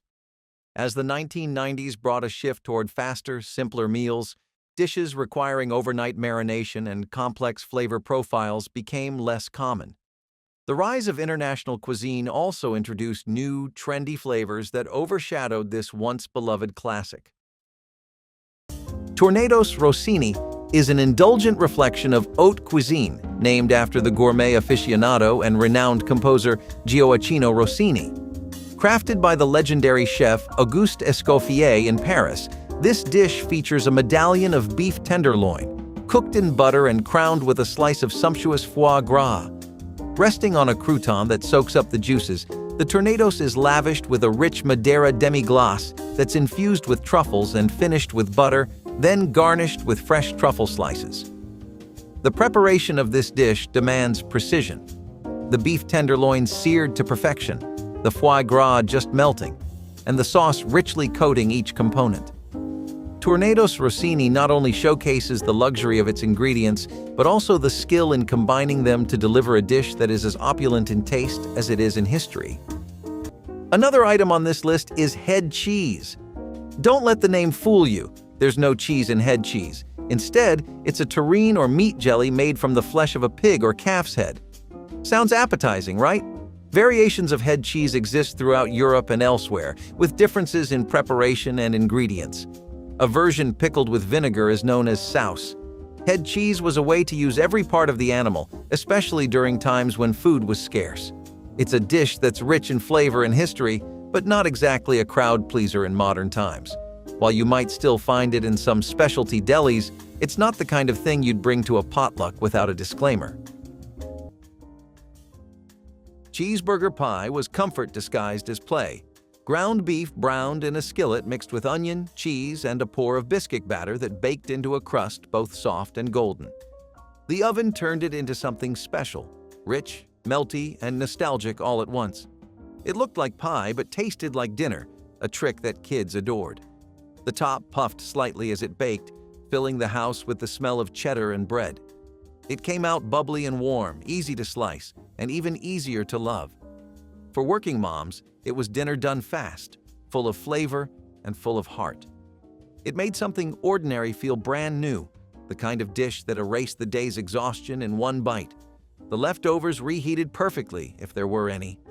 It was comfort by the panful, the taste of ingenuity, family, and the quiet pride of doing a lot with a little. Broccoli rice casserole became a 1970s Christmas staple, when convenience products merged with home cooking to create something families genuinely craved. Cooks combined cooked rice with chopped broccoli, then folded in cream of mushroom soup and processed cheese spread that melted into golden richness. Some recipes called for sautéed onions and celery, adding layers of flavor beneath the creamy base.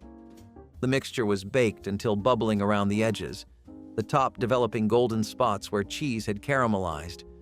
The texture was comfort itself, creamy rice studded with tender broccoli, every bite coated in savory cheese sauce.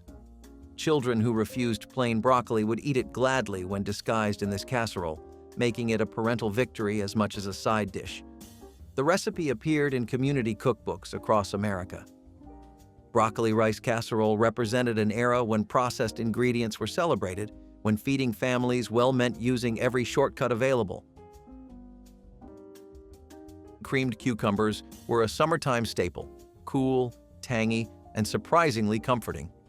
Grandma would slice cucumbers paper thin and let them sit with salt until they softened just enough.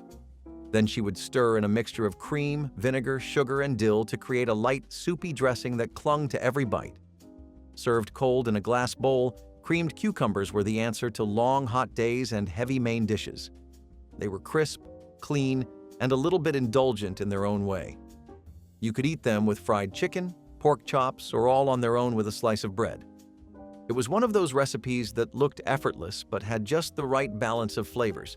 It cooled you down without making you feel like you were missing out. Nowadays, you might find cucumber salads with yogurt or fancy vinaigrettes, but the original creamed version has almost vanished. That old-school charm, the soft herbs, the tangy cream, has been quietly replaced. But there is something about the way it felt to scoop out a chilled bowl and take a bite that felt like it belonged to home. A true testament to how simple ingredients can create something extraordinary, corn pudding casserole with a sweet custard base is a comforting classic. With its rich custardy texture and subtle sweetness, it's a comforting side that's just as at home at Thanksgiving as it is at a Sunday family dinner. Corn pudding has roots in early American cooking, influenced by Native American corn-based dishes like succotash. However, the casserole version, often made with a combination of cornmeal, eggs, milk, and sugar, emerged in the 19th century as settlers began adapting recipes to make use of what was readily available. The sweet custard base, made with eggs and cream or milk, gives the dish its signature smooth, slightly sweet texture that contrasts perfectly with the corn kernels. It's also a dish that evolved with convenience in mind. As canned creamed corn became widely available in the mid-20th century, many home cooks began using it to simplify preparation without sacrificing flavor. Corn pudding is a crowd pleaser, and its versatility allows for adjustments. Some might add a touch of cheese, while others prefer to keep it pure. Pork belly with cracklings is celebrated for its luxurious flavors and contrasting textures derived from the rich layers of meat and fat found in pork belly. The preparation process starts with scoring the skin and massaging it with a blend of salt, pepper, and aromatic herbs or spices to infuse flavor. The meat is slow roasted at a low temperature to render the fat and tenderize the meat, followed by a blast of high heat to crisp the skin into cracklings. This approach ensures the pork belly stays succulent, while the outer skin turns deliciously crisp. Often served sliced thickly and accompanied by applesauce or a cider reduction, this dish perfectly pairs the pork's richness with a touch of sweet acidity. The allure of pork belly with cracklings lies in the depth of its flavors and the satisfying interplay of tender meat with crispy skin. Corned beef and cabbage bake was a shortcut to tradition. Instead of boiling all day like the old recipes, this version layered sliced corned beef, cabbage, and diced potatoes in a casserole dish, then baked it until the top crisped and the vegetables softened into sweetness. The smell filled the house, tangy, buttery, and deep. Moms liked it because it kept the heart of the meal without the hours of waiting. The corned beef melted into the cabbage, its salt and spice seasoning everything it touched. It was hearty but light, the kind of dish that could stretch one can of meat to feed 6 plates. It was a modern take on an old comfort, one that fit into the rhythm of work, school, and family. Every forkful tasted like heritage and invention mixed together, the kind of dinner that carried the past into the present. The sound of the oven timer brought everyone to the kitchen, where the air was thick with the scent of pepper and cabbage. Slices of bread waited beside the dish, ready to soak up the juices left behind. Even in its simplicity, it carried pride, a meal that honored what came before while embracing what needed to be done now. It was thrift-turned tradition, baked golden and shared warm. Tomato aspic was the elegant mold that separated sophisticated hostesses from casual cooks, its shimmering clarity announcing refinement on any holiday table. Tomato juice was combined with unflavored gelatin, lemon juice, Worcestershire sauce, and careful seasoning, then poured into decorative molds to set. The result was a quivering ruby ring that held its shape when unmolded onto beds of crisp lettuce. Some versions included chopped celery, olives, or shrimp suspended within like jewels in amber. The taste was intensely savory, nothing like sweet fruit gelatins that dominated other parts of the meal. Aspic required confidence, as unmolding could go wrong if the gelatin hadn't set properly. Successful unmolding brought genuine pride, the mold releasing perfectly onto its serving platter with a satisfying wobble. Tomato aspic represented formal entertaining from an earlier era, when certain dishes signaled social knowledge. Its disappearance marked changing tastes that favor simplicity over structured elegance. Parsnip and carrot mash was a rustic dish that felt both hearty and refined, depending on how Grandma served it. She would boil peeled carrots and parsnips until soft, then mash them with butter, salt, and just a dash of cream or broth. The result was a golden mash with a hint of sweetness and a whisper of spice, thanks to the natural flavors of the vegetables. It was lighter than mashed potatoes, but still deeply satisfying. Often served alongside roast chicken or pork, it brought color and comfort to the table. Parsnips had a stronger flavor than carrots, so Grandma would sometimes tone it down with a bit of apple or potato if she had it.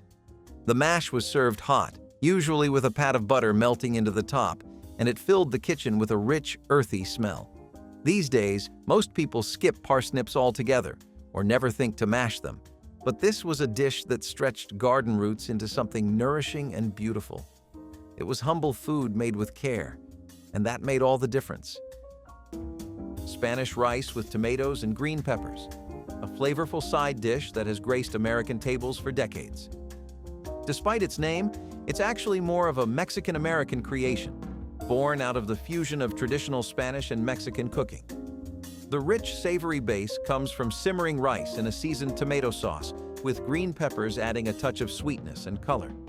The origins of Spanish rice can be traced to the influence of the Spanish in Mexico during the colonial period. The use of rice as a staple ingredient spread throughout Latin America, evolving into countless variations. In the United States, especially during the mid-20th century, Spanish rice became a popular side dish to accompany everything from tacos to fried chicken.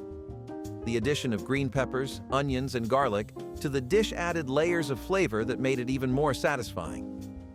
Spanish rice with tomatoes and peppers is the side dish that's just as colorful as it is delicious. So much flavor, it almost steals the show. It's a versatile, easy-to-make dish that always pairs well with a variety of main courses. There was a time when Sunday dinner wasn't complete without a plate of slow-cooked, gravy-drenched pork chops. Smothered in rich, savory onion gravy and served alongside a heaping portion of mashed potatoes, this dish was a cornerstone of Southern home cooking. It was an experience, one that filled the kitchen with the unmistakable aroma of comfort. Pork was an affordable alternative to beef, making it a practical choice for families looking to stretch their grocery budget. Bone-in chops were particularly popular, as they were both flavorful and inexpensive. The slow cooking process allowed even the toughest cuts to become fork tender, absorbing the deep, savory notes of the seasoned gravy. Some cooks swore by a cast-iron skillet, while others let the dish simmer in a slow cooker for hours, ensuring the pork melted in your mouth. But as convenience foods and boneless, skinless meats took over the supermarket, this dish began to disappear. Quick-fix dinners replaced slow-simmered meals, and thick homemade gravies gave way to powdered mixes and canned alternatives. Today, smothered pork chops are a rare sight at the dinner table, but for those who remember the first bite of a perfectly tender chop covered in rich, peppery gravy, it's a dish worth revisiting. Oysters Rockefeller consists of succulent oysters on the half-shell, topped with a rich, buttery mixture of finely chopped herbs and breadcrumbs, then baked or broiled until golden.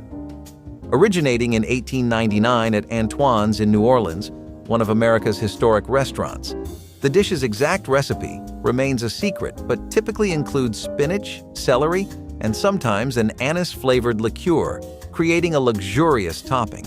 The oysters are gently poached in their shells to retain moisture, then crowned with this seasoned blend. After assembling, they are broiled until the topping bubbles and browns slightly, offering a delightful contrast in textures between the creamy, tender oyster and the crisp, flavorful topping. Oysters Rockefeller is not only a treat for the palate, but also a creative celebration of local ingredients, elevating the simple oyster to a decadent culinary experience. Cracklins, on the other hand, I can get behind. They're basically pork rinds, but with a fancy name. Finally, a normal, delicious meal that doesn't make your nose wrinkle. Cracklins were essentially the popcorn of the pork world. These crispy, crunchy bits were made from frying pieces of pork fat and skin until they puff up and become irresistible little nuggets. In the days when every part of the pig was used, cracklins were a way to make a snack out of what would otherwise be discarded. But here's the catch. These didn't really have a lot of benefits when you ate them. Yeah, nothing really screams healthy about eating deep-fried pieces of pork. Think of them as the porky cousin of potato chips. These days, you're more likely to find them in specialty Southern stores than on your local supermarket shelf. Cracklins may not be the healthiest choice, but they're a tasty reminder of a time when people knew how to make the most of what they had.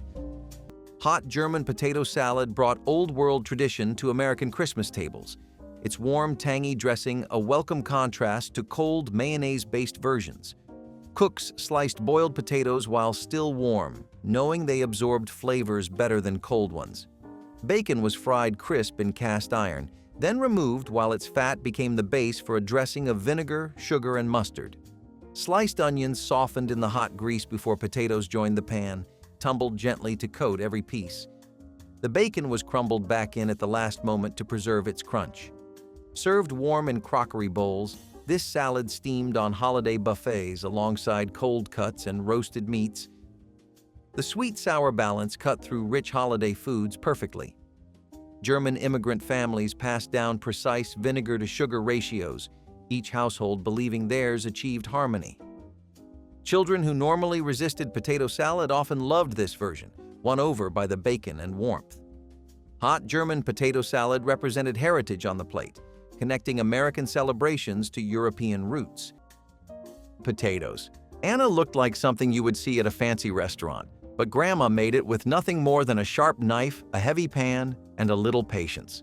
She would slice potatoes paper thin and layer them with butter. No shortcuts, no fuss. The pan would go on the stove first to crisp the bottom, then into the oven to bake until golden and crackling on the edges. When she flipped it out onto a plate, it came out in one perfect buttery circle. The center was tender, the outside crisp, and every bite was simple but rich. Potatoes Anna might sound French, and it is, but like many things, Grandma made it her own. You could find it next to roast beef or a pork chop, or sometimes served all by itself when there was not much else. It was elegant without being complicated, and filling without being heavy. These days, you would need a mandolin and a YouTube video to pull it off. But Grandma just had her hands, her memory, and a cast iron skillet. And that was all she needed. Molded Waldorf salad was the elegant combination of apples, celery, walnuts, and mayonnaise suspended in shimmering gelatin that graced formal holiday tables. Classic Waldorf ingredients were folded into partially set lemon gelatin, poured into decorative molds, and chilled until firm. Unmolded onto lettuce, the salad held its shape beautifully while delivering familiar flavors in each quivering slice. The gelatin added visual appeal the original creamy version lacked, transforming simple fruit salad into something worthy of special occasions. Some versions added marshmallows for sweetness, while others kept the base true to origins. The dish could be made a day ahead, freeing time on busy Christmas morning. Molded Waldorf salad represented the era's fascination with gelatin as an ingredient that could elevate ordinary foods, turning the everyday into extraordinary. Corn pudding was Southern hospitality baked into a custard, turning humble canned corn into something rich enough for Christmas tables. Cooks combined creamed corn with eggs, milk, butter, and sugar, sometimes adding flour to help it set. The mixture was poured into buttered dishes and cooked slowly until the top turned golden, while the interior remained soft and spoonable. The texture fell somewhere between cornbread and custard, dense yet creamy, with pops of whole kernels throughout. Some families added diced chilies for savory depth, while purists kept it simple. The dish required careful temperature management, as cooking too fast would curdle the eggs. Grandmothers knew exactly when to pull it from the oven, that moment when the center still jiggled slightly but would firm as it cooled. Corn pudding represented transformation of pantry staples into celebration food, proof that special occasions could be honored without expensive ingredients. Today it appears occasionally at Southern tables but has largely faded. Crock-pot stews with budget cuts became a hallmark of clever 1960s cooking as slow cookers began finding their way into more households. Tougher cuts of meat that were cheaper at the butcher could be transformed into tender, flavorful meals after hours of slow simmering. Moms would add potatoes, carrots, onions, and broth, letting everything meld together while they went about their day. The result was a warm, hearty stew waiting by dinner time, made possible by a method that turned thrift into comfort. This trick saved money, reduced stress, and kept family meals consistent even in busy households. It also marked a shift toward modern appliances, making life easier while still honoring the tradition of cooking from scratch with what was available. Kids loved coming home to the smell of a crock-pot meal filling the house, and parents appreciated how far it stretched the grocery budget. Crock pot stews with budget cuts were more than food, they were a sign of changing times, where clever tools and resourceful recipes kept families fed and happy. Pine needle tea is exactly what it sounds like, tea made from steeped pine needles. This beverage was often consumed for its supposed health benefits, including a high vitamin C content. During times when citrus fruits were scarce or expensive, pine needle tea provided a natural source of this essential nutrient. The flavor of pine needle tea is refreshing and slightly piney, with a hint of citrus. It's not the most conventional tea, but it has a certain rustic charm. However, it's not something you'll find on the shelves of your local tea shop. Pine needle tea is more of a survivalist or herbal remedy than a daily drink. While it hasn't become a mainstream favorite, it's still enjoyed by those who appreciate its unique flavor and natural benefits. Veal Prince Orloff is a lavish dish that captures the essence of French-Russian culinary elegance, named after the Russian diplomat Prince Orloff, who resided in France during the 19th century. Created by the renowned French chef Urbain Dubois, it aims to impress with its sophisticated layering and flavors. The dish features slices of roasted veal loin alternated with layers of sautéed mushrooms and onions, with slices of Mornay sauce-enriched eggplant interspersed throughout.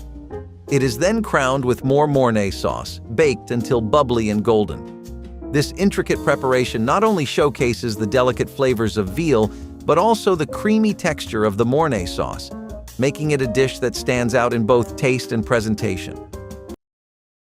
Once a staple of dinner parties and homecoming feasts, this elegant yet simple side dish was a favorite among home cooks looking to add a touch of sophistication to their meals.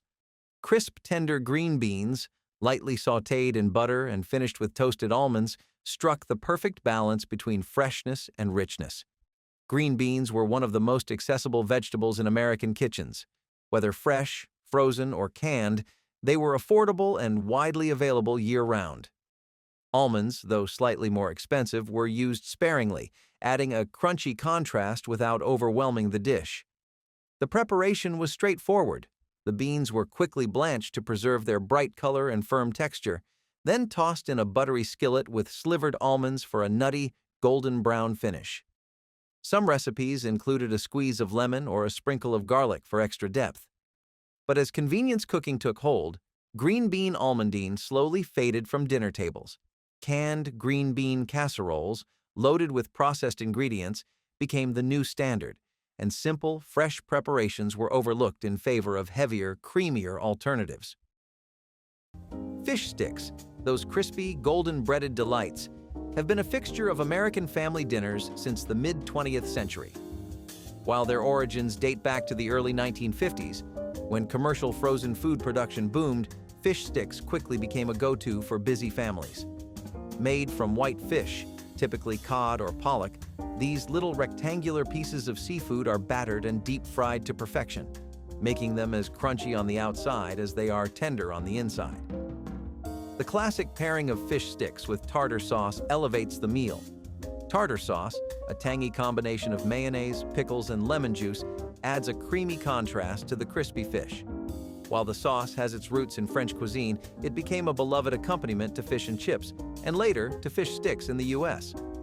On the side, coleslaw, a salad made from finely shredded raw cabbage, carrots, and a tangy dressing, has been a popular addition to fish dishes for generations. Its crisp texture and slightly sweet flavor balance out the richness of the fish and tartar sauce. Potted meat is a canned meat product that was a staple in many households during tough times. Made from a mix of meats, including beef and pork, it's ground into a paste and seasoned. It's often used as a spread on crackers or bread, making it a quick and easy snack or meal component. Potted meat has a long shelf life, which makes it perfect for stocking pantries during uncertain times. It's not exactly gourmet fare, but it got the job done. However, in today's era of fresh whole foods, potted meat has fallen out of favor. It's the kind of thing you might find in a survival kit or on a camping trip, but not something you'd serve at a dinner party. Still, for those who grew up with it, potted meat holds a special place in the pantry of memories. Salmon patties, a classic dish found in many American homes, offer a tasty and affordable way to enjoy fish. Often made with canned salmon, these patties are mixed with breadcrumbs, onions, and seasonings, then fried to golden perfection. The dish has roots in the 1940s, when canned fish became a popular pantry staple due to its long shelf life and affordability during tough economic times. Despite being simple, salmon patties are packed with protein, omega-3 fatty acids, and heart-healthy nutrients, making them both a tasty and nutritious choice. The secret to a great salmon patty lies in its texture, crispy on the outside, yet tender and flaky on the inside. Often paired with a generous helping of creamed peas, this dish takes on a comforting, homey feel. Creamed peas are made by cooking fresh or frozen peas in a creamy sauce, sometimes enhanced with butter, milk, and a touch of seasoning. The creamy, mild flavor of the peas balances the richness of the salmon patties, creating a perfectly matched duo. Salmon patties with creamed peas are the kind of comfort food that makes you think, "Why did I ever stop eating this?" It's an easy, satisfying meal that stood the test of time, offering comfort with every bite. Baked pineapple casserole was the sweet surprise that appeared beside holiday hams, its tropical flavor providing brightness amid heavier winter fare. Canned pineapple chunks were combined with sugar, flour, and sharp cheddar cheese, a combination that sounded strange but tasted magnificent. The mixture was topped with buttery cracker crumbs and baked until bubbling and golden, cheese melting into strings that stretched with each serving. The dish straddled sweet and savory in ways that confused first-time tasters but converted them by second bite. Children loved its candy-like sweetness, while adults appreciated how pineapple's acid cut through rich ham. Some recipes added eggs for custard-like texture, while others kept it chunky. This casserole required minimal preparation but delivered maximum impact, making it a favorite of hostesses managing multiple dishes. Baked pineapple casserole represented the era's willingness to experiment, proving strange pairings sometimes became beloved traditions. Baked stuffed apples were not always about sugar and cinnamon. In Grandma's kitchen, they could be savory too, filled with sausage, breadcrumbs, and chopped nuts or onions. The apples were cored and packed with the mixture, then baked until soft and just slightly caramelized on the outside. The stuffing soaked up the apple juices and turned into something warm and earthy with just a hint of sweetness. It was the kind of side dish that blurred the lines between sweet and savory in the best way.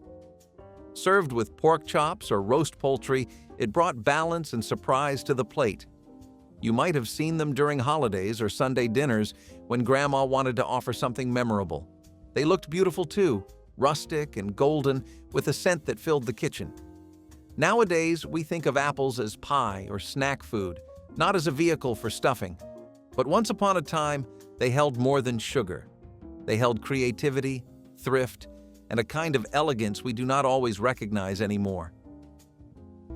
Speaking of strange meals, wait till you hear about hog maw. Now, this is a dish that's sure to impress your dinner guests. It's basically a pig's stomach stuffed with, well, who knows? Probably whatever was lying around. When you think of luxurious foods, a pig's stomach is probably the last thing that comes to mind. But back when wallets were tight, people had to make do with whatever they could find. It was found in American, soul food, Chinese, Mexican, Portuguese, Italian, and Vietnamese dishes. Hog maw was especially popular in Pennsylvania Dutch country, where nothing went to waste. Now, hog maw might sound a little fear factor-ish, but it was actually a way to stretch ingredients and make a filling meal for the whole family. It's like the ultimate meatloaf, if meatloaf came with an organ-based casing. These days, the idea of eating a pig's stomach might turn some people off, but back in the day, it was just another way to enjoy a meal. Coq au vin stands out as a rich, soul-warming dish that is achieved through a slow cooking process that melds the flavors of chicken and wine thoroughly. Traditionally used to soften tough roosters, modern recipes often utilize chicken, marinated, and then braised in wine, typically red, along with mushrooms, onions, garlic, and a bouquet garni. Initially, the chicken is seared until golden, then simmered slowly with lardons, which infuse a smoky depth. This technique showcases French braising skills, starting with a high sear followed by a gentle, prolonged cooking in a covered pot, allowing the intricate flavors to blend and enhance the meat. The selection of wine is pivotal, forming a flavorful sauce base that deeply seasons the chicken, transforming it into a hearty, deeply satisfying stew that exemplifies rustic yet refined French cooking. A dish that combines the simplicity of ground beef and rice with the vibrant crunch of bell peppers. Stuffed bell peppers have been a staple in American kitchens for decades. This hearty meal has roots in both European and Mediterranean cuisines, where stuffed vegetables have been enjoyed for centuries.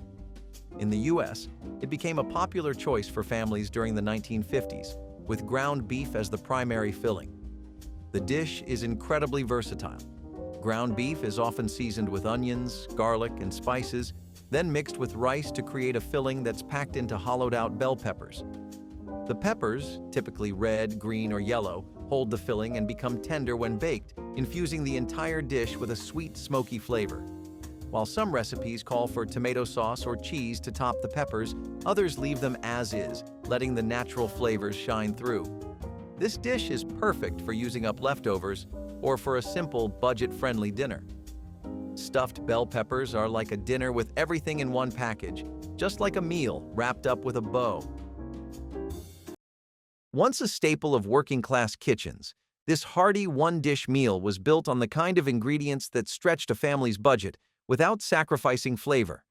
Cabbage, potatoes, and smoked sausage, three of the most economical and widely available foods, came together in layers, baked slowly in a rich mustard cream sauce. The result was a rustic, deeply satisfying dish that filled bellies and kept families warm through colder months. Cabbage was a practical ingredient, valued for its long shelf life and versatility. When paired with smoky seasoned sausage and starchy potatoes, it created a meal that was both inexpensive and packed with flavor. The mustard-infused cream sauce added a tangy richness, tying everything together. Some home cooks added a dash of vinegar for brightness, while others incorporated cheese for extra indulgence. No matter the variation, this dish was proof that humble ingredients could create something truly special. Why did it fall out of favor? The rise of prepackaged meals and low-carb trends made cabbage-heavy dishes less common, and as quick stovetop meals replaced slow-baked casseroles, this once popular dish faded from view. Egg noodle stroganoff without beef was the creative fix for lean weeks. Mushrooms and onions replaced the meat, sautéed slow until golden before being folded into sour cream and broth. The noodles were cooked soft, catching every bit of sauce in their curls. It was creamy and comforting, a dish that felt indulgent even when it was born of necessity. The kitchen smelled rich, the kind of scent that made kids run to the table. It filled plates generously and hearts quietly. Moms took pride in this kind of invention, in turning limits into flavor. It was food that told the truth, that care was the main ingredient all along. The sauce shimmered as it cooled, clinging to the noodles like a small luxury. It was a dinner that reminded families that grace could be found in doing your best with what you had. Some added a pinch of paprika or a splash of milk to stretch the sauce. Others simply trusted the pan. No one left hungry, and that was all that mattered. Slow cooking was once a necessity, not a luxury. Before pressure cookers and prepackaged meals, tougher cuts of beef were transformed through hours of gentle simmering, unlocking deep, rich flavors. This smoky chipotle beef ragu was one such dish, a meal that took time but rewarded patience with melt-in-your-mouth tenderness. Chipotle peppers, known for their earthy heat, were a staple in traditional Mexican and Southwestern cooking, but by the mid-20th century, their smoky kick found its way into American kitchens. Paired with tomatoes, garlic, and slow-braised beef, this dish delivered a bold, layered flavor that stood apart from ordinary pot roasts. Served over creamy polenta or even buttered noodles, it was both comforting and deeply satisfying. Despite its rich taste, this meal was surprisingly budget-friendly. Beef chuck or brisket, once some of the most affordable cuts, became tender and flavorful when cooked low and slow. The sauce was built from pantry staples, making it an easy, accessible choice for home cooks. But over time, as quick weeknight meals took priority and polenta lost ground to pasta and rice, this dish faded from dinner tables. Today, Chipotle has seen a resurgence in trendy restaurants, but this home-style beef ragu remains a forgotten classic. Chitlins, or chitterlings, are not for the faint of heart. We're talking pig intestines. Yep, you heard that right. These were cleaned, boiled, and sometimes fried up as a delicacy. Well, more like a necessity. Chitlins were a way to make sure no part of the animal went to waste, especially during lean times. They were also sometimes filled with forcemeat to make sausage, and intestines from other animals, such as cow, lamb, goose, and goat, were also used for making chitterlings. This strange delicacy was a traditional food of the southern United States that spread nationwide with the Black migration. These were taken off our dinner tables for better or worse. It's the kind of dish that makes you appreciate how far food has come and perhaps makes you grateful for modern refrigeration and food safety standards. Minute steak with onions was speed in a skillet, the perfect answer to evenings that ran too long. Thin cuts of beef sizzled fast in butter, joined by sliced onions that caramelized into sweetness almost before the table was set. A side of instant potatoes or buttered noodles finished the job, turning a quick fry into a meal worth sitting down for. You could hear the hiss of the pan, smell the onion melting into the meat, and no dinner was just minutes away. It was not glamorous, but it was honest. Food that filled a plate and a need. Working moms leaned on it because it worked every time. The pan drippings became a kind of gravy, wiped up with bread or potatoes. No one complained. No one left hungry. It was the taste of the 1970s kitchen, quick, fragrant, and made with quiet endurance. Creamed spinach was the elegant green that appeared at formal holiday tables, transforming a vegetable many children feared into something rich enough to tempt skeptics. Fresh or frozen spinach was cooked until tender, then folded into bechamel sauce enriched with cream and nutmeg. The result was silky and indulgent, spinach's slight bitterness mellowed by dairy richness. Served in small portions from silver bowls, creamed spinach added sophistication to tables that might otherwise feel rustic. Some versions incorporated cream cheese for body, while others kept the sauce light to let spinach shine. The dish required careful preparation. Overcooking turned spinach army green, but rewards justified the attention. Creamed spinach represented the era's appreciation for vegetables treated as worthy of the same care as meats and desserts, elevated beyond nutrition. Creamed sweet onions were considered a bit fancy in Grandma's day, but they were easy enough to make on any evening that called for something comforting. She would simmer peeled pearl onions or chopped sweet onions until just soft, then cover them in a rich, buttery cream sauce made with milk, flour, and a pinch of salt. The whole thing came together in a saucepan, thickened gently until the onions were tender but still held their shape. Served in a shallow bowl, creamed onions brought warmth to a plate of roast beef or pork chops. They were mild, slightly sweet, and had a depth that came from slow cooking and patience. These onions were often seen on Thanksgiving tables or Sunday spreads, adding elegance without flash. You do not see them much now, too subtle maybe, or too old-fashioned. But one bite of those soft, creamy onions and you remember what made them special. Steamed clams, a beloved dish especially along the coasts of New England, have been enjoyed for generations. This dish is a true celebration of seafood, as fresh clams are steamed until tender, absorbing all the flavors of the broth, often seasoned with garlic, herbs, and a splash of white wine or broth. Clams, which are bivalve mollusks, have been a staple in coastal cuisine for centuries, with Native Americans harvesting them long before European settlers arrived. The joy of eating steamed clams comes from their delicate texture and briny sweetness. The perfect clam should pop open easily when steamed, a sign that it's cooked just right. Paired with a slice of hearty brown bread and a dollop of butter, this dish becomes a complete, satisfying meal. The richness of the butter and the rustic flavor of the brown bread perfectly complement the clam's natural saltiness, creating a balanced, indulgent experience.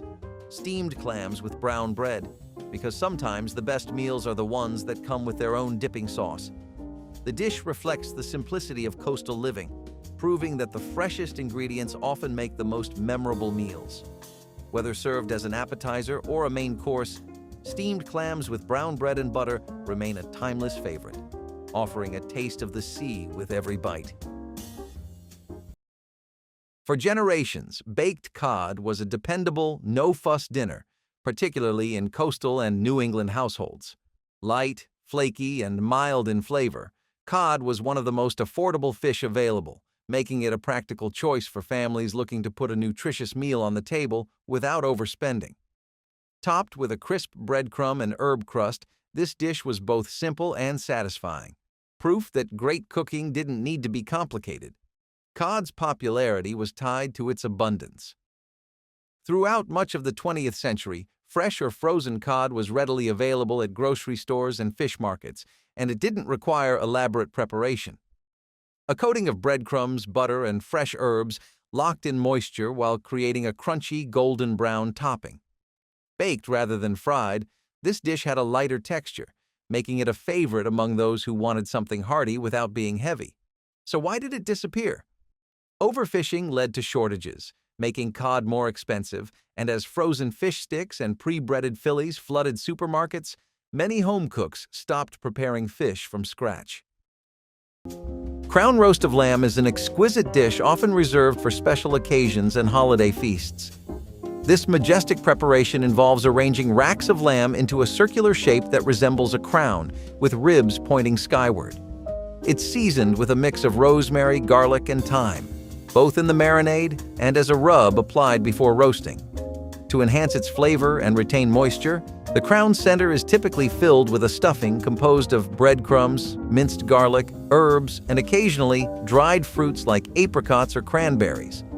The lamb is roasted until it achieves a tender texture and a beautifully browned exterior.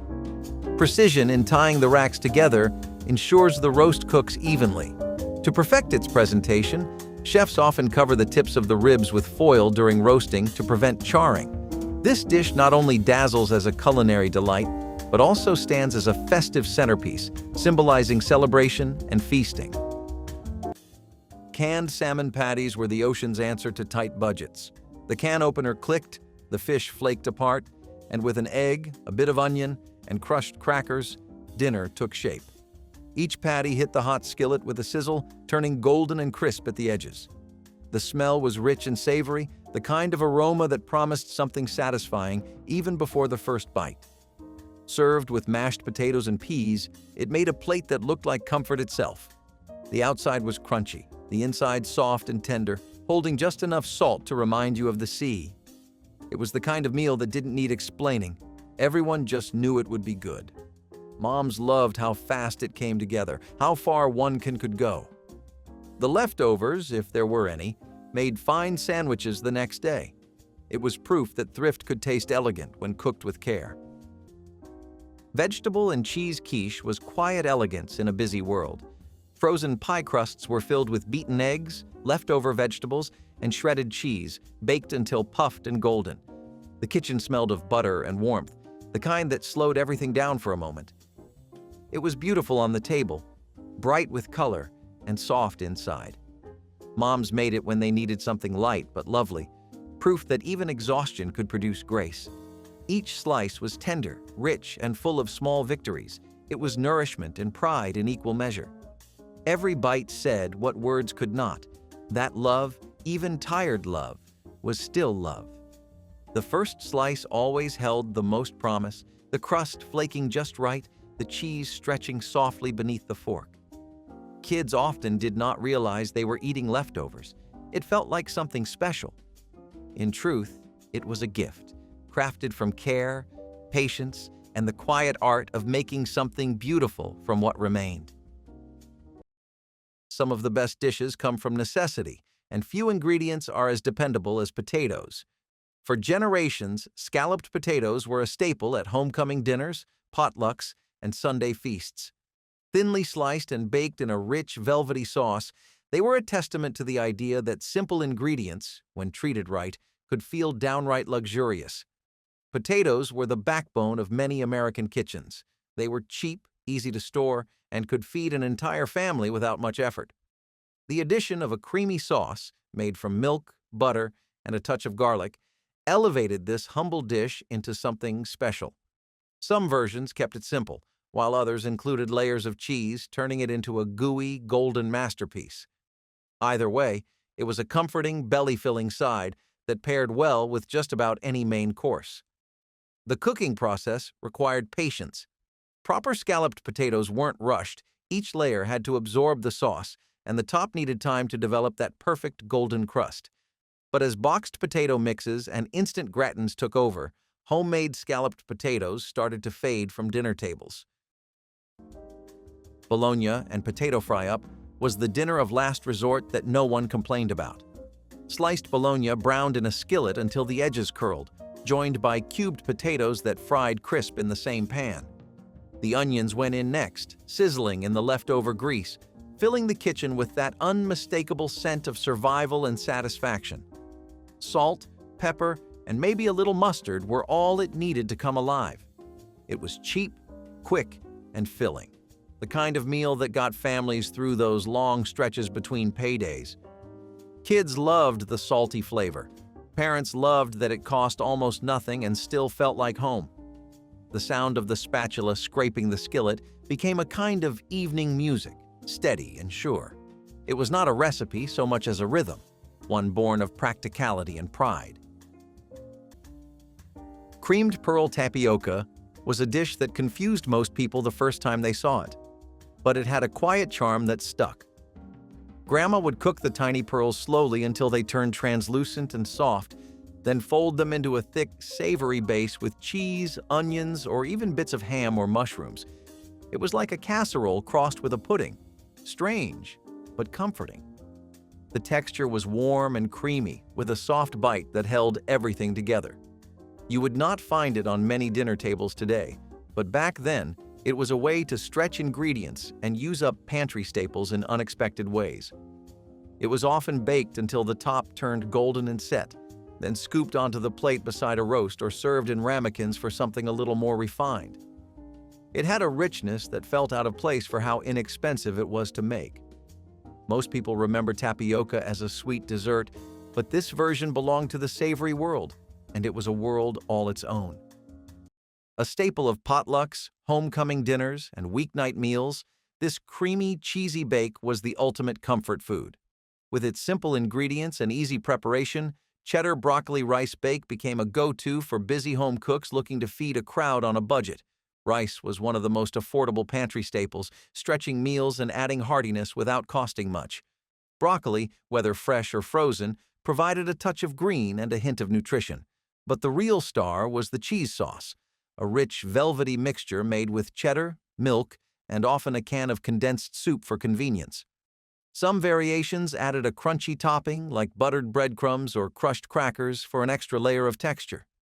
This dish thrived in the 1970s and 80s when casseroles dominated American kitchens. But as fresh vegetables and from-scratch cooking made a comeback, cream-based bakes fell out of favor. The rise of quick, microwavable sides also played a role. Why spend time layering and baking when a bag of steamed broccoli and instant rice could be ready in minutes? For those who grew up with its bubbling, cheesy goodness straight from the oven, this classic deserves a second look. Tripe is the edible stomach lining of cows, and it's one of those ingredients that makes you go, "Really?" But in many cultures, tripe was a beloved dish, often cooked in soups and stews. Here's the thing. These poverty foods weren't just about using the cheapest ingredients available. They were about resourcefulness and respecting the entire animal. People found ways to use every part, from the meat to the organs and even the stomach lining, turning what others might discard into nourishing meals. Now, as for tripe, it has a unique texture that's chewy but tender, and it soaks up flavors beautifully. Back in the day, it was a cheap way to add protein to a meal, especially when times were tough. It's the kind of dish that takes some getting used to, both in terms of taste and texture. Today, tripe is more likely to be found in ethnic cuisine than on the average American dinner table. It's one of those foods that hasn't quite stood the test of time, but it still has a loyal following among those who appreciate its unique qualities. hot dish with creamed corn was the beating heart of Midwestern comfort. It was ground beef browned in a skillet, mixed with egg noodles, creamed corn, and soup from a can until everything became one perfect bubbling whole. The top browned just enough to crisp, giving way to a creamy, rich center that stuck to your ribs. It was warm, predictable, and perfect. The kind of food that could make you forget about the wind outside or the bills waiting on the counter. Every family had their own version. Some added cheese, others green beans. But they all shared the same truth. It was cheap, filling, and made with love. In that small act of stirring everything together, working moms turned exhaustion into nourishment. It was proof that simplicity could hold as much love as any feast. The edges baked just firm enough to give each serving a crust, a golden seal on a hard day's effort. When it hit the table, plates were filled before the prayer was even finished. It was food that needed no words, only gratitude. Each spoonful carried the rhythm of routine and the comfort of knowing that even in life's hurry, there was still room for care. Slow cooking was once an art form, and few dishes showcased it better than a well-braised short rib. This was a meal that required patience. Tough cuts of beef transformed into fork-tender perfection after hours of simmering in a rich, aromatic sauce.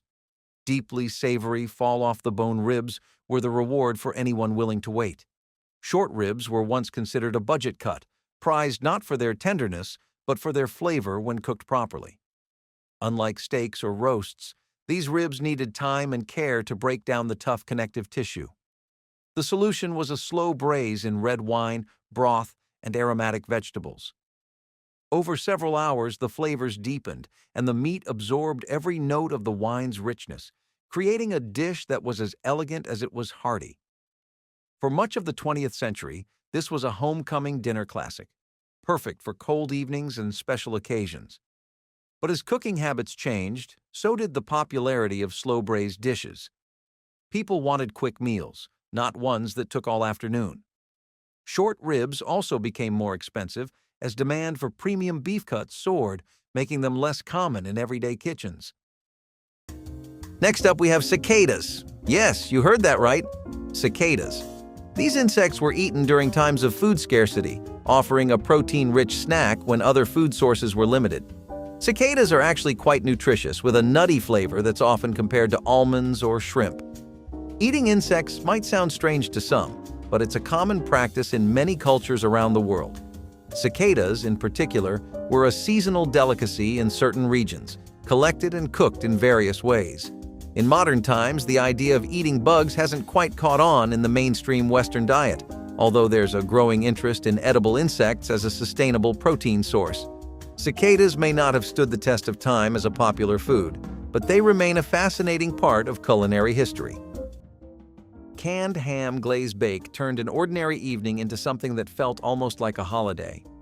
The ham came from a can, sliced thick and arranged neatly in a baking dish, each piece topped with a pineapple ring and a cherry in the middle. Brown sugar and mustard melted together into a glossy glaze that bubbled down the sides, caramelizing as it baked. The scent that filled the kitchen was sweet, smoky, and cheerful, the kind of smell that made the smallest dinner feel like celebration. Working moms loved it because it looked fancy but cost little, and it could feed a table full of hungry faces without complaint. The glaze thickened at the corners, the ham crisped around the edges, and the pineapple turned golden, soft, and fragrant. Every forkful tasted like nostalgia, sweet and salty, simple and proud. Some families made it on Sundays, others on Tuesdays, but it always brought joy. The leftover syrup in the pan was spooned over rice or mashed potatoes, nothing ever wasted. It was proof that even convenience could hold warmth, and that love did not need to be slow to be real. Creamed chipped carrots were never flashy, but they had their place in Grandma's dinner rotation. She would slice carrots thin, sometimes with a hand-crank slicer, and simmer them until tender, then fold them into a creamy white sauce with butter and flour. The sauce was just enough to coat the carrots without drowning them, adding a gentle richness that softened their natural sweetness. You would find them beside meatloaf or roast turkey, sometimes served in little ramekins or scooped straight from a saucepan. It was a quiet dish, comforting in a way that did not ask for attention. No spices, no tricks, just care, warmth, and the steady flavor of carrots made special. They were easy to prepare, cheap to make, and always familiar. These days, carrots are raw in lunchboxes or roasted with glaze, but the creamed version is nearly forgotten. Yet there was a time when this simple dish brought real joy to the table. It deserves more than silence. For years, cornbread stuffed pork tenderloin was a homecoming dinner favorite, combining the rich, juicy flavors of pork with the comforting, slightly sweet notes of cornbread dressing. It was the kind of meal that felt celebratory but was made with everyday ingredients. Pork tenderloin was an affordable cut, prized for its tenderness and quick cooking time. Cornbread, a staple in Southern and Midwestern kitchens, made the perfect stuffing, absorbing the juices from the meat while adding its signature crumbly texture. Sage and dried cranberries brought a hint of warmth and sweetness, making this dish a natural fit for fall and winter gatherings. Some versions included pecans for extra crunch, while others used sausage to double down on the savory depth. So why did this dish fade from dinner tables? As boneless, pre-seasoned pork cuts became common, elaborate stuffed roasts became less appealing to the average home cook. The extra steps of butterflying, filling, and tying up a tenderloin made it feel like a holiday dish rather than a weeknight option. But for those who appreciate the balance of savory pork and buttery cornbread, this is a recipe that deserves a second look, because some traditions are too good to leave behind. Sorrel soup is made from the sorrel plant, known for its tart, lemony flavor. This leafy green was often used in soups and stews, providing a bright, tangy taste that could liven up simple ingredients. Sorrel soup was especially popular in Eastern European and Middle Eastern cuisines, where it was often served with a dollop of cream or a boiled egg. Sorrel itself is a bit of a forgotten green these days, overshadowed by kale, spinach, and other more common leafy vegetables. Sorrel soup hasn't exactly made a splash in the modern culinary scene, but it's still a dish that holds a special place in the hearts of those who grew up with it. It's a refreshing, light soup that's perfect for a spring or summer meal, but it's not something you'll find on many restaurant menus today. Beef and cabbage skillet supper was dinner that smelled like strength. Ground beef browned in a cast-iron skillet, joined by chopped cabbage, diced onion, and a pinch of pepper. Everything sizzled together until the cabbage softened and the beef turned rich and flavorful.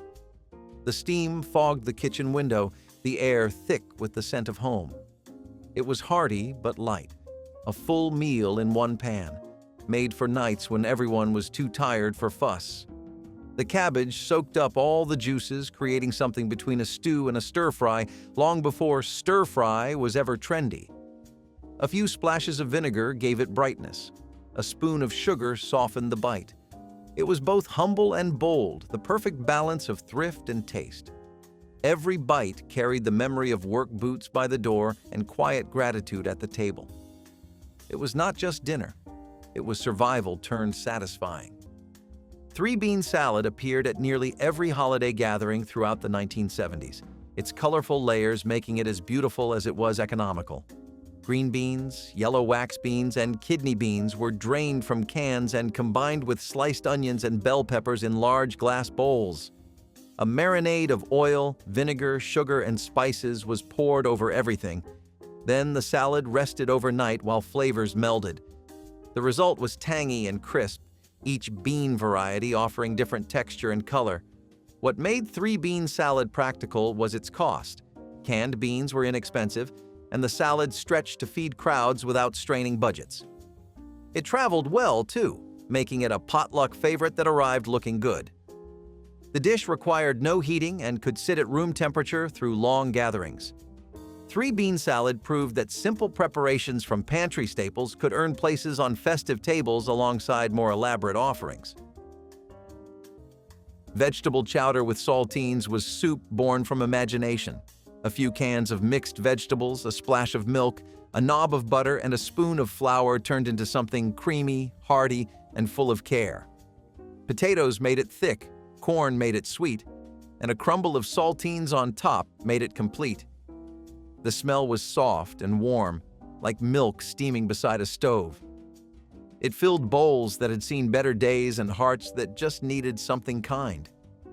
Moms made it without measuring. A handful of this, a pinch of that, trusting instinct over recipe. It was not fancy, but it was honest.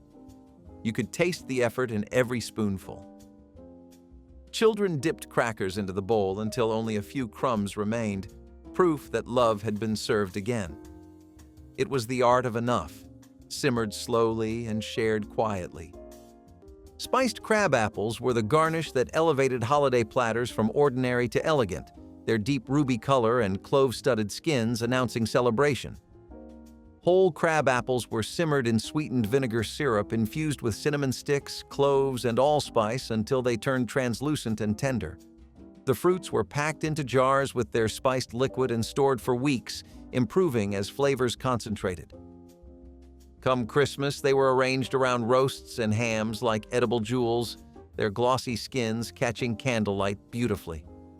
The taste was intensely sweet-tart, with warming spice notes that complemented rich meats. Some families made their own from backyard trees, while others relied on store-bought versions. Children often avoided them, but adults treasured spiced crab apples as essential holiday tradition. The jars themselves became gifts, wrapped in ribbon for neighbors. Spiced crab apples represented the artistry of preservation, autumn's harvest transformed into winter's ornament. Macaroni and cheese loaf emerged as a popular variation in the 1970s when schools sought to diversify their menu offerings while still providing comforting and familiar foods. This dish takes the beloved elements of traditional macaroni and cheese, a mixture of cooked macaroni and creamy cheese sauce, and adds eggs and breadcrumbs to bind the ingredients into a solid loaf that can be easily sliced. The loaf is baked until the exterior is slightly crispy and golden, offering a textural contrast to the soft, cheesy interior. This format not only makes serving more efficient, but also reduces food waste, as the loaf can be cut into precise portions. Cowboy stew is a robust concoction traditionally associated with the outdoor cooking of American cattle herders. This dish typically includes a base of ground beef or other meat, combined with a hearty blend of potatoes, onions, beans, corn, and tomatoes, stewed in a richly seasoned broth. The stew's origins are rooted in the practical needs of cowboys during cattle drives across the American West, requiring meals that could be cooked in a single pot over an open fire. Cowboy stew's durability and popularity among outdoor workers underscore its role in the folklore of the American frontier. The recipe's evolution over time incorporated local and available ingredients, showcasing the stew's flexibility and the improvisational skills of those who made it. Pork chop and rice bake was the miracle of one dish doing it all. A layer of rice went down first, mixed with onion soup mix and broth, soaking up flavor while it baked. Pork chops rested on top, browning in the oven until tender, their juices seeping into the rice below. The house filled with the scent of onion and butter, the kind that wrapped around you like a blanket. When the dish came out bubbling, it needed no sides, no extras, just a spoon. Each bite was salty, savory, and rich, tasting far fancier than its humble ingredients. Moms loved it because it was simple. No stirring, no watching, just trust in the oven's quiet promise. It was comfort made convenient, a dinner that felt slow even when time was short. The edges crisped, the center stayed soft, and the flavor lingered long after the plates were cleared. Salisbury steak was incorporated into school menus in the 1960s, providing a hearty and appealing option.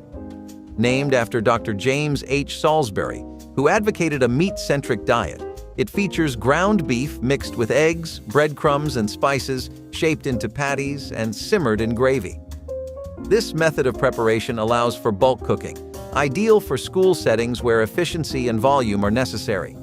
Salisbury steak offers significant nutritional value with its high protein content, making it a satisfying meal that supports the physical needs of growing students. The gravy not only adds flavor, but also keeps the patties moist and appealing throughout the serving period. Its rich flavor and tender texture have made it a favorite among students, ensuring it remains a popular choice in school cafeterias. Introduced during the 1970s in the American broccoli casserole became a beloved dish that cleverly combined the need for convenience with the desire for flavorful meals. This casserole mixes chopped cooked ham and broccoli with a rich cheese sauce, often made creamier with the addition of a condensed soup, which is then topped with breadcrumbs or crushed crackers for texture and baked until golden. This dish exemplifies the era's ingenuity in using readily available, often pre-processed ingredients to create a dish that could serve as a one-pot meal, reducing both preparation time and cleanup. It became particularly favored for its versatility, allowing variations such as substituting chicken for ham or adding different vegetables, thus catering to a range of palates and pantry contents. The casserole's popularity surged as it appeared in magazine spreads and cooking shows, often recommended for its ability to double as a dish suitable for both weeknight family dinners and social gatherings. Mint peas with butter were the bright green accent that added freshness to plates heavy with brown meats and beige starches. Frozen peas were cooked briefly, then tossed with butter and mint that transformed them from ordinary vegetable to something almost sophisticated. The mint provided unexpected brightness, its cool flavor cutting through rich gravies and heavy casseroles. The peas remained vibrant green, their color adding visual appeal to plates that desperately needed something fresh. Children who normally avoided vegetables often accepted mint peas, the familiar sweetness enhanced rather than masked by the herb. Some cooks added cream or lemon, though purists insisted butter and mint were sufficient. The dish required almost no effort, a few minutes of cooking and tossing, yet contributed significantly to the overall meal. Mint peas with butter represented the simple wisdom that sometimes vegetables need only gentle treatment to shine alongside more elaborate preparations. Hamburger pie with mashed potatoes was shepherd's pie reimagined for the American table. Ground beef cooked with onions and vegetables filled the bottom of a glass baking dish, then got covered with mashed potatoes smooth as clouds. The top browned just slightly, turning golden and crisp at the edges. Each layer told a story: the meat of labor, the potatoes of care, the warmth of love. It was hearty enough for any appetite, but soft enough for even the littlest ones. Moms baked it when the week had worn everyone thin, knowing it would bring smiles without complaint. It was the kind of dinner that required no words, just seconds. The smell of gravy and potatoes lingered long after, a quiet reminder of comfort earned and shared. When the spoon broke through the crust, it released steam that carried the scent of home-cooked grace. The casserole dish always came back empty, scraped clean with gratitude. Each serving tasted like relief, rich, familiar, and dependable. It was the food of kindness, the kind that needed no decoration or praise, only the comfort of being together. The introduction of Mexican lasagna in the 1980s showcased the seamless integration of Mexican flavors into traditional Italian architecture.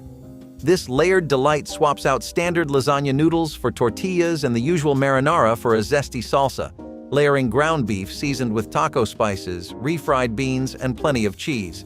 Each oven-baked layer melds into a textural symphony that's both familiar and novel.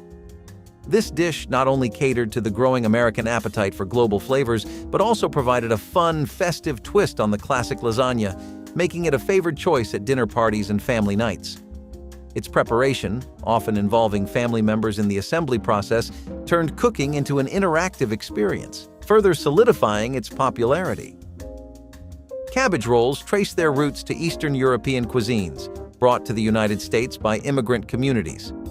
This dish involves steamed cabbage leaves wrapped around a filling of mixed ground meats, rice, and herbs, then baked in a tomato-based sauce. Each component, from the soft cabbage exterior to the rich, flavorful filling, plays a pivotal role in crafting a dish that is both filling and balanced. Introduced to American tables by the early 20th century, cabbage rolls became a meaningful dish among families, often prepared for large gatherings and special events due to their somewhat labor-intensive preparation. The recipe's ability to be made in large batches and stored for later use made it practical for both festive occasions and efficient home cooking, bridging the gap between tradition and convenience in the American culinary repertoire. Tater tots were born out of innovation in 1953 by the founders of Ore-Ida, Golden, and Francis Neefy Grigg. Utilizing leftover potato scraps from their French fry production, they created a new snack by chopping these remnants finely, mixing them with flour and seasonings and forming them into small cylinders before deep frying them to a golden crisp. This process not only provided an efficient solution to food waste, but also produced a snack that was perfectly crispy on the outside while remaining fluffy inside. Tater tots are particularly popular as a side dish, but can also feature in recipes like casseroles, making them a versatile component of school lunches. The method of preparing tater tots involves deep frying, which, while requiring careful temperature control to achieve the perfect crunch without burning, fits well within the capabilities of large kitchen operations in schools. Orange Fluff was the cloud-like confection that children circled back to throughout holiday meals, its sherbet orange color standing out among earth-toned dishes. Orange gelatin was dissolved and mixed with cottage cheese, whipped topping, mandarin orange segments, and miniature marshmallows until impossibly light and airy. The cottage cheese provided protein and subtle tang that balanced sweetness, while marshmallows added pockets of chewy texture.